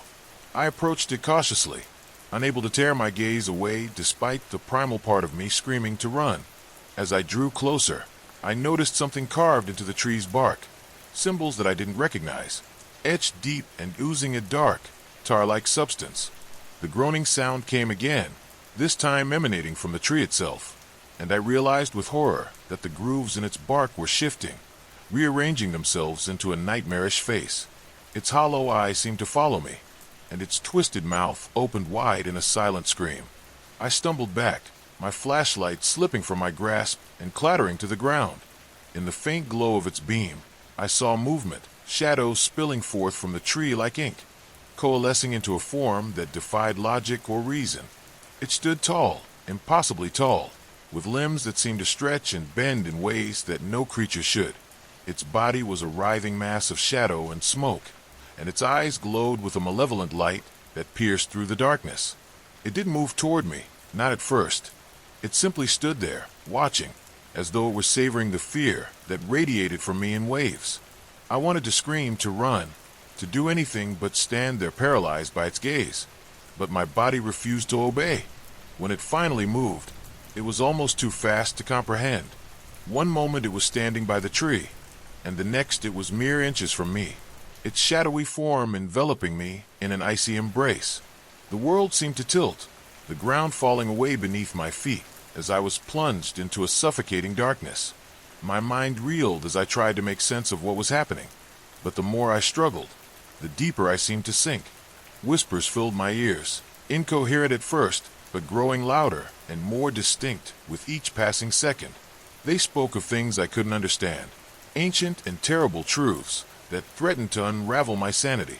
When I finally awoke, I was lying on the forest floor, the morning light filtering through the trees and illuminating the dew-covered leaves around me.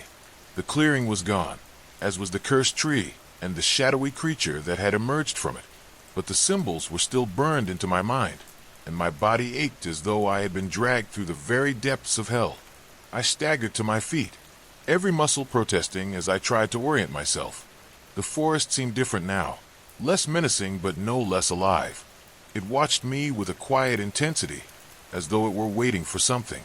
I don't know how I found my way out, but when I finally emerged from the forest, I felt as though I had left a part of myself behind. The whispers still lingered at the edges of my consciousness, and I couldn't shake the feeling that the forest wasn't done with me yet. As I stumbled back to the safety of my home, I couldn't help but glance over my shoulder, half expecting to see the creature watching me from the shadows. It didn't appear, but the unease remained, gnawing at me like a persistent itch. Now, as I sit here trying to piece together the fragments of that night, I can't help but wonder if I've escaped at all. The forest has a way of calling to you, of drawing you back into its depths, no matter how hard you try to resist. I know I should stay away, that going back would mean tempting fate, but there's a part of me that can't let go. The symbols, the whispers, the shadowy presence, all of it feels like an unfinished story, one that I'm destined to see through to the end. And so, I find myself staring out the window, the edge of the forest looming in the distance, wondering if I'll have the courage, or the foolishness, to answer its call again. The days that followed my escape from the forest were a haze of unease and restless nights. Sleep, when it came, was fragmented and haunted by vivid dreams that dissolved into ungraspable shadows the moment I opened my eyes. The whispers that had once lingered at the edge of my mind now burrowed deeper, threading through my thoughts with a persistence that made it impossible to ignore them. They were not words exactly, but fragments of emotions, impressions, and fleeting glimpses of something ancient and unfathomable. At times, I would catch myself mumbling under my breath, trying to piece together their elusive meaning, only to stop short when I realized what I was doing. It was as though the forest had left a mark on me, an invisible tether that refused to let me go. I avoided looking at the forest whenever possible, though its presence was impossible to ignore. It loomed at the edge of my vision, a constant reminder of the night that had changed everything. The townspeople went about their lives as though nothing was amiss, their laughter and mundane chatter a jarring contrast to the weight that pressed against my chest. I envied their ignorance, their ability to see the forest as nothing more than a collection of trees and shadows. For them, it was a boundary, a place to be respected but not feared. For me, it had become something else entirely, a malevolent entity that watched and waited. One evening, as the sun dipped below the horizon and cast the world in hues of amber and crimson, I found myself standing at my window, staring out at the darkening line of trees. The whispers had grown louder, their cadence shifting from disjointed murmurs to something almost melodic. It was not a pleasant melody, but one that unsettled me in a way I couldn't quite articulate. I pressed my palms against the glass, the cool surface grounding me as I tried to resist the pull that seemed to emanate from the forest. The logical part of me knew I should stay away, but there was a deeper, more primal part that yearned to return, to confront whatever it was that had marked me. As the days turned into weeks, the whispers became impossible to ignore. They bled into every aspect of my life, their insidious presence making it difficult to focus on anything else. I tried to immerse myself in routine, hoping that work and daily obligations would provide a distraction, but it was futile. Even in the midst of mundane tasks, I felt the forest calling to me, its voice a constant undercurrent that demanded my attention. My friends and colleagues began to notice the change in me, their concerned glances and probing questions only adding to my sense of isolation. How could I explain what I was experiencing without sounding insane? How could I put into words the way the forest had seeped into my very being, its essence entwining itself with mine like the roots of an ancient tree? One night, as the clock struck midnight and the world outside was cloaked in stillness, I reached my breaking point. The whispers had reached a crescendo, their haunting melody reverberating through my skull with an intensity that bordered on pain. I could no longer resist the pull, the inexorable force that dragged me toward the forest like a moth to a flame. Grabbing a flashlight and a sturdy jacket, I stepped out into the night, the cool air wrapping around me like a shroud. The path to the forest seemed to stretch before me, its contours illuminated by the pale light of the moon. My heart raced with a mixture of fear and anticipation as I crossed the threshold, the familiar scent of earth and decay enveloping me like an old, unwanted friend. The forest welcomed me with an unnatural quiet, its silence more oppressive than ever. The trees seemed to lean closer, their gnarled branches forming an almost sentient canopy that blocked out the stars. My flashlight cast a narrow beam of light that barely penetrated the darkness, its feeble glow doing little to dispel the sense of foreboding that hung heavy in the air. As I ventured deeper, the whispers grew louder, their disjointed syllables forming an almost coherent pattern. It was as though the forest was speaking to me directly, its voice a cacophony of emotions and sensations that defied comprehension. The path ahead was unfamiliar, the terrain shifting in ways that defied logic. It was as though the forest itself was reshaping around me, guiding me toward a destination I couldn't yet see. The trees seemed to breathe, their trunks expanding and contracting with a rhythm that matched my own labored breaths. The ground beneath me felt alive, pulsing with an energy that resonated through my entire body. I stumbled forward, my every step fueled by a compulsion I couldn't resist, even as my mind screamed at me to turn back. Eventually, I found myself in a clearing, though it was not the one I had encountered before. This one was smaller, more intimate, its boundaries defined by a ring of impossibly tall trees, whose branches intertwined to form a barrier that seemed almost impenetrable. In the center of the clearing stood an altar, its surface carved with the same enigmatic symbols I had seen on the cursed tree. The air here was different, heavier somehow, as though it were saturated with an ancient power that had lain dormant for centuries. The whispers reached a fever pitch, their voices converging into a single, unified chant that filled the clearing with an otherworldly resonance. I approached the altar with trembling hands, my flashlight casting eerie shadows across its surface. The symbols seemed to writhe and shift under the light, their meanings tantalizingly just out of reach. I reached out to touch one of the carvings, and the moment my fingers made contact, a surge of energy coursed through me, knocking the breath from my lungs and sending me stumbling backward. The forest seemed to come alive around me, its shadows coalescing into shapes that defied logic or reason. The air grew colder, and a low, guttural sound echoed through the clearing, reverberating through my very soul. It was then that I saw it, the creature from before, its form even more terrible in the moonlight. It emerged from the shadows like a living nightmare, its limbs elongated and unnatural, its eyes burning with a malevolent light that pierced through the darkness. It moved with an unsettling grace, its every step a calculated act of predation. It didn't speak, not in words, but its presence was enough to convey its intent.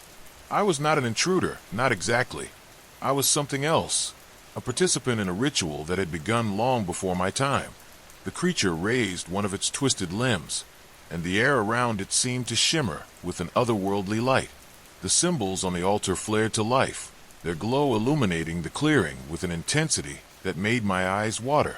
The whispers reached a deafening crescendo, their voices overlapping in a chaotic symphony that threatened to drown out my thoughts.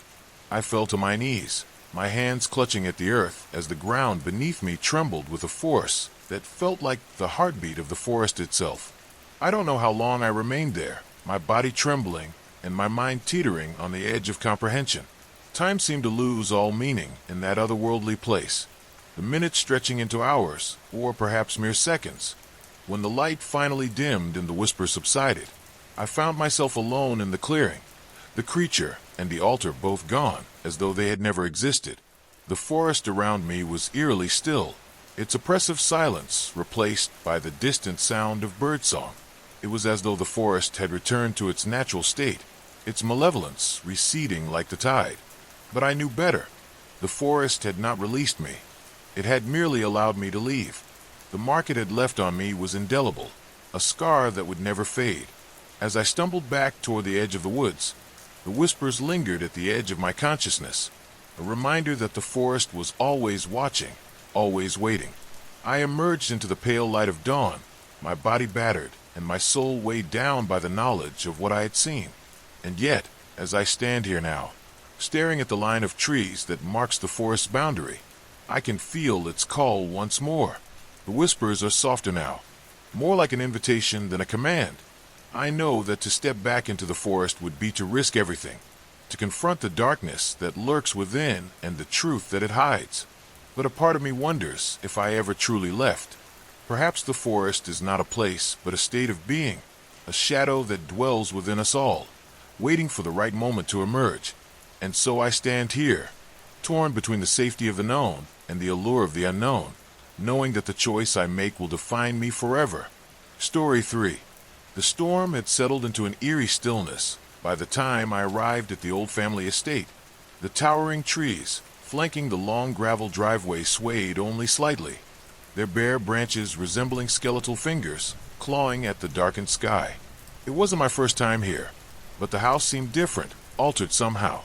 The exterior, once a familiar blend of worn wood and faded stone, now exuded a sinister aura I couldn't quite place. I chalked it up to the memories I'd been trying to bury, the ones that had crept into my dreams ever since Aunt Margaret's mysterious passing a month ago. Pushing the heavy oak door open, I stepped inside, greeted by the distinctive smell of aged wood and decay. The air felt thick, oppressive, as though the walls themselves harbored secrets too dark to reveal. The house had been in our family for generations, but no one had bothered to keep it up after Margaret retreated into isolation. Dust coated every surface, and the faint rustle of unseen critters echoed from the shadows. I reached for the light switch, but my fingers found nothing but cold, rough stone where it should have been. I fumbled in my pocket, pulling out my phone to use its flashlight. The beam of light trembled across the room as if the device itself was nervous. Furniture lay draped in white sheets that seemed to ripple, though the air was still. Shadows stretched and contracted, playing tricks on my eyes. At the far end of the room, a grand piano stood uncovered, its surface polished as though someone had been playing it recently. I approached cautiously, my footsteps muffled by the thick layer of dust on the carpet. A single sheet of music rested on the piano stand, the notes scrawled in an unrecognizable, chaotic script. I reached for it, but a sudden thud from upstairs froze me mid-motion. My pulse quickened as I stared at the ceiling, straining to hear any further sounds. Nothing, just silence, so heavy it pressed against my eardrums. I wanted to convince myself that it had been the house settling, but something about the noise had an intentional quality, like the deliberate stomp of a boot. Against my better judgment, I decided to investigate. The staircase groaned under my weight, the sound amplified in the vast emptiness of the house. With each step, the sense of unease grew stronger, a coiling serpent in the pit of my stomach. The hallway at the top of the stairs stretched endlessly before me, shrouded in darkness that even my flashlight couldn't fully penetrate. Doors lined the corridor, each identical, each slightly ajar as if beckoning me to choose one. I moved forward, my hand brushing against the wall for balance. The peeling wallpaper felt strangely damp beneath my fingers, as though the house was alive and perspiring. I reached the third door on the left and pushed it open. The room beyond was small, sparsely furnished, and dominated by a large four-poster bed draped in moth-eaten curtains. The thud came again, louder this time, and unmistakably from within the room. I swung the flashlight wildly, the beam landing on an old wooden wardrobe in the corner. The doors rattled violently for a moment, then stopped as abruptly as they had begun. My breath caught in my throat as I stared, waiting for something, anything, to happen. When the silence stretched on, I took a hesitant step forward, then another.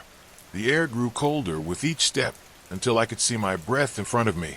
My hand reached out, trembling as it grasped the iron handle.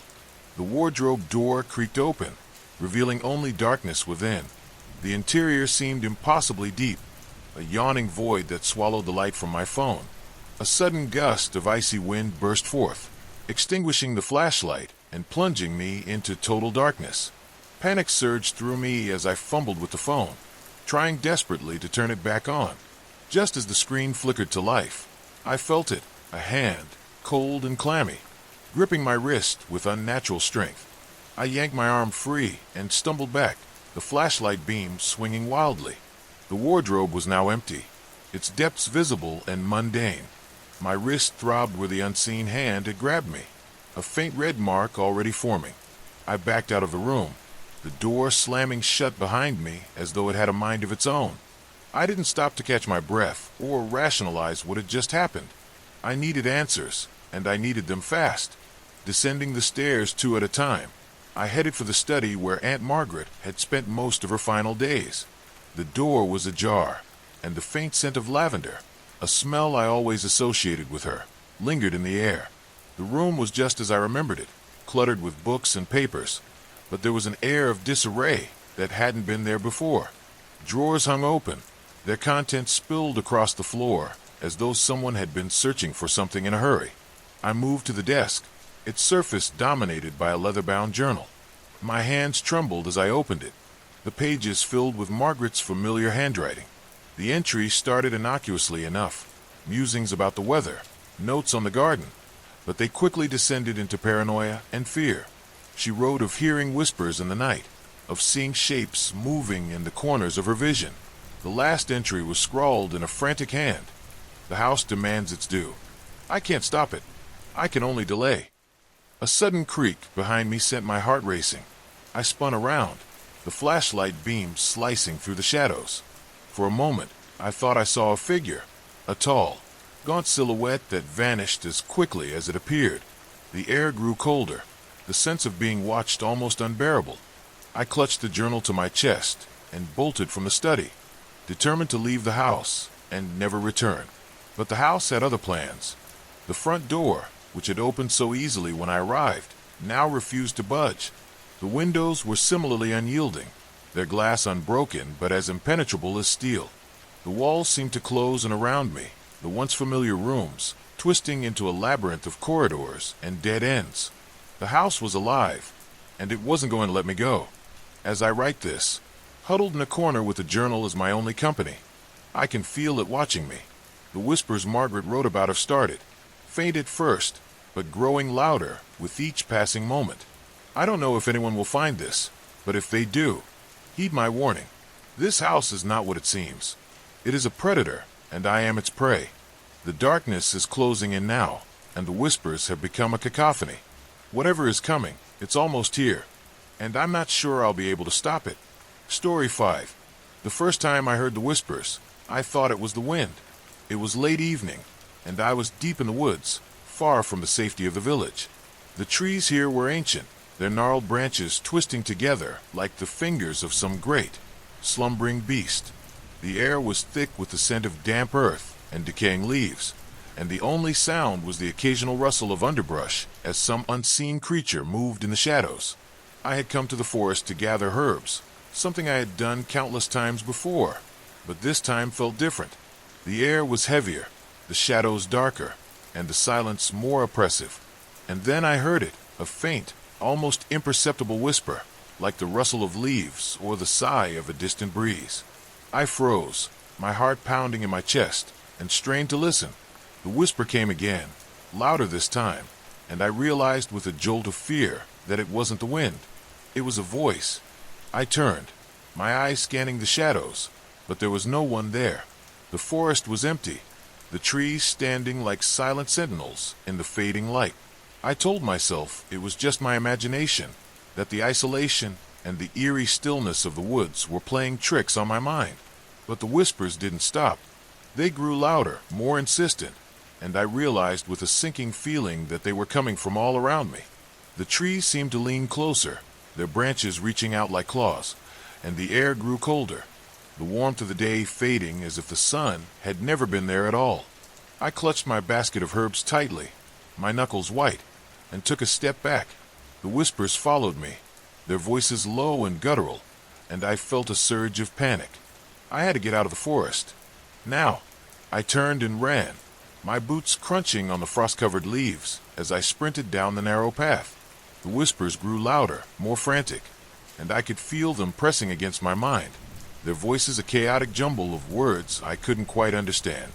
The trees seemed to close in around me, their branches twisting together to block my path, and I felt a surge of terror as I realized I was lost.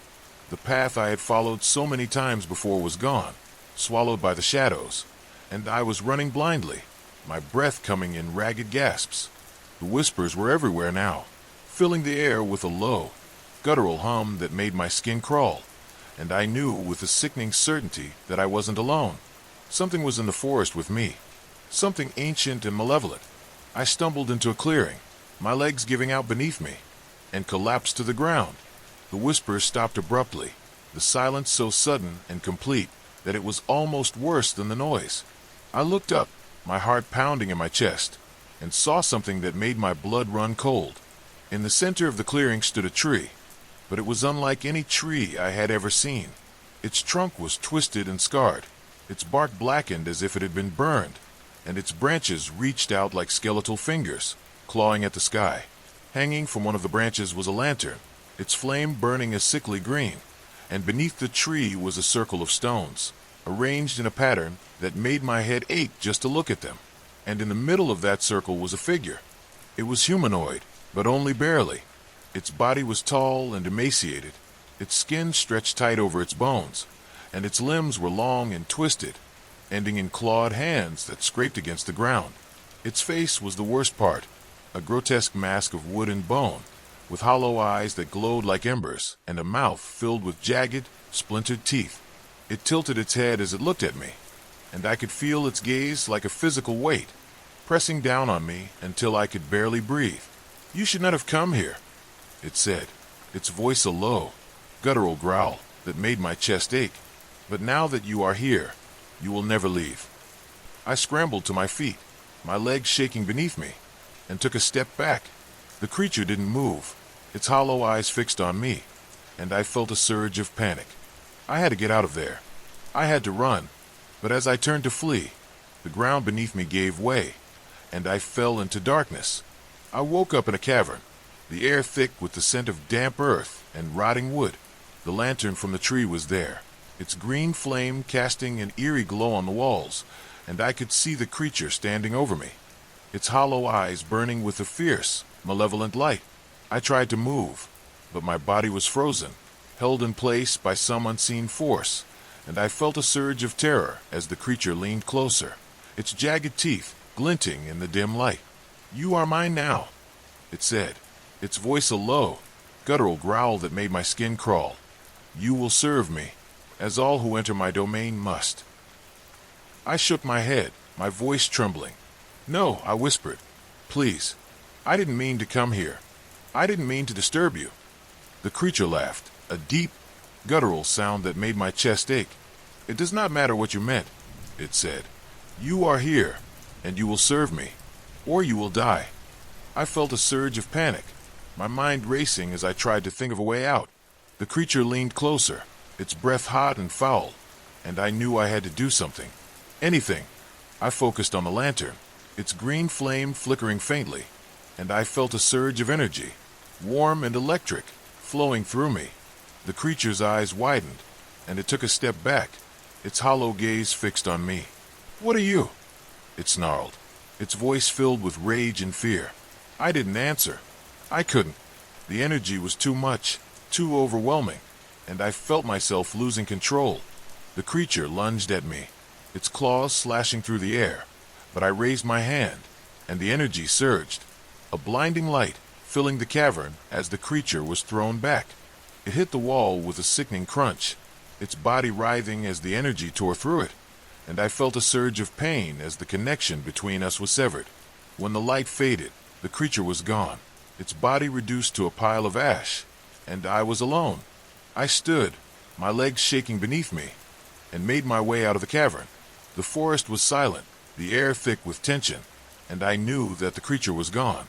But the forest was still alive, its presence a faint hum in the back of my mind.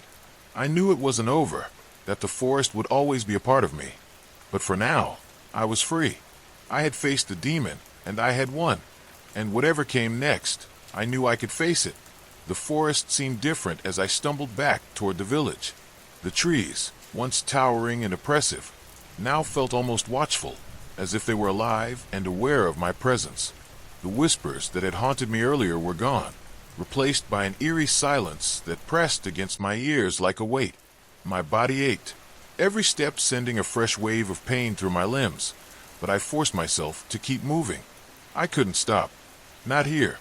Not in the heart of the forest. The lantern's green flame had faded, leaving me in near darkness, but the faint glow of the golden lines on my arm guided my way. They pulsed softly, like a heartbeat, and I could feel the forest's energy flowing through me, warm and electric, but tinged with something darker, something cold and hungry. I didn't know what it meant, but I knew I couldn't ignore it. When I finally reached the edge of the forest, the first light of dawn was breaking over the horizon. The village was just ahead, its familiar rooftops and chimneys a welcome sight. But I hesitated. What would I tell them? How could I explain what had happened? The villagers already feared the forest, and if they knew the truth, that I had faced the demon and survived, they would fear me too. I looked down at my arm, the golden lines glowing faintly in the early morning light, and felt a surge of dread. I wasn't the same person who had entered the forest. The demon was gone, but its mark remained, and I knew it would never fade. I slipped into the village quietly, avoiding the main streets and sticking to the shadows. The few people who were awake at this hour didn't notice me. Their attention focused on their morning chores, and I was grateful for the anonymity. I made my way to my small cottage on the edge of the village, my heart pounding as I pushed open the door. Lila was there, sitting by the fire, her face pale and drawn. She looked up as I entered, her eyes widening with relief, and rushed to my side. "Where have you been?" she asked, her voice trembling. "I've been so worried. I thought you were gone."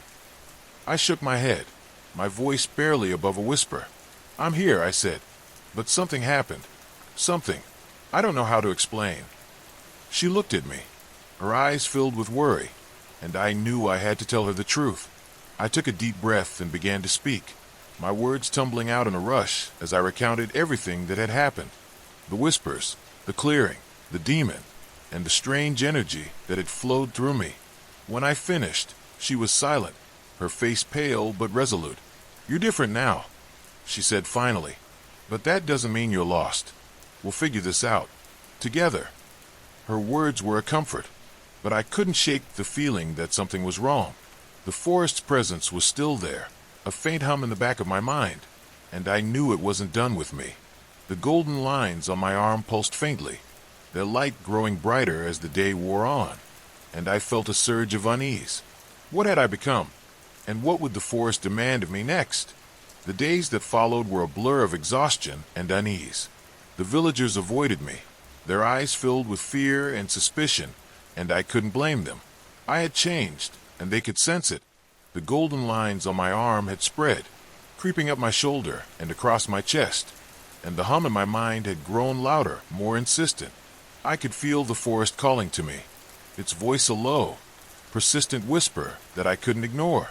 It wanted me to return, to take my place as its new heart, and the thought filled me with a mixture of dread and longing. Lila stayed close to me, her presence a constant comfort, but even she seemed different. She was quieter, more withdrawn, and I often caught her staring at me with an expression I couldn't quite place. It wasn't fear exactly, but something deeper, something that made my chest ache. I wanted to ask her what she was thinking, but I was afraid of the answer, afraid that she would tell me I had changed, that I wasn't the same person who had gone into the forest to save her. And maybe she would have been right. The golden lines on my arm pulsed faintly, their light casting an eerie glow on the walls of our cottage, and I knew that I was no longer fully human. The forest had claimed me, and there was no escaping it. One night, I couldn't take it anymore. The whispers had grown too loud, too insistent, and I felt like I was being pulled in two directions at once. I slipped out of bed, careful not to wake Lila, and made my way to the edge of the village. The forest loomed in the distance, its dark silhouette outlined against the moonlit sky, and I felt a shiver run down my spine. I didn't want to go back, but I knew I had to. The connection between me and the forest was too strong, too deep, and I couldn't ignore it any longer. I took a deep breath, my heart pounding in my chest, and stepped onto the path. The forest was different this time. The trees seemed taller, their branches reaching out like claws, and the air was thick with a strange, electric energy. The golden lines on my arm pulsed faintly, their light casting an eerie glow on the ground, and I could feel the forest's presence all around me, watching, waiting. I followed the path, my steps slow and hesitant, and as I walked, the whispers grew louder, more insistent. They weren't just in my mind anymore, they were all around me, filling the air with a low, guttural hum that made my skin crawl. I wanted to turn back, to run as far away as I could, but I knew it was too late. The forest had claimed me, and there was no escaping it. I reached the clearing, the ancient oak tree looming over me like a silent sentinel, and I felt a surge of panic. The lantern still hung from its branch, its green flame flickering faintly, and the circle of stones was still there, arranged in the same pattern that had made my head ache before. But something was different. The air was thicker, heavier, and I could feel the demon's presence, cold and hungry, in the back of my mind. It was waiting for me, and I knew I had no choice but to face it. I stepped into the clearing, my heart pounding in my chest, and the moment I did, the ground beneath me began to tremble. The trees swayed, their branches creaking and groaning, and the air was filled with a low, rumbling growl that made my skin crawl. I turned, my breath catching in my throat, and saw the demon emerging from the shadows. Its body was still encased in the shell of glowing bark, but its eyes burned with a fierce, malevolent light, and I could feel its rage, its hunger, as it advanced toward me. "You came back," it said, its voice a low, guttural growl that made my chest ache. "I knew you would. You cannot resist the call of the forest. You are mine now, bound to me by the heart you took." I shook my head, my voice trembling. "I'm not yours," I said. "I came back to end this, to free myself from you." The demon laughed, a deep, guttural sound that made my skin crawl. "You cannot free yourself," it said. "You are a part of me now, just as I am a part of you. The heart you took has bound us together, and there is no escaping it." I felt a surge of panic, my mind racing as I tried to think of a way out. The golden lines on my arm pulsed faintly, their light growing brighter, and I realized with a start that the energy from the fruit was still inside me, connecting me to the forest, to the demon. I focused on it, on the warmth and the coldness, and I felt it shift, responding to my will. The ground beneath me began to tremble, the trees swaying as the energy surged through me, and I knew I had to act fast. I reached out, my hand trembling, and touched the demon's chest. The moment I did, the energy exploded, a blinding light, filling the clearing as the connection between us surged.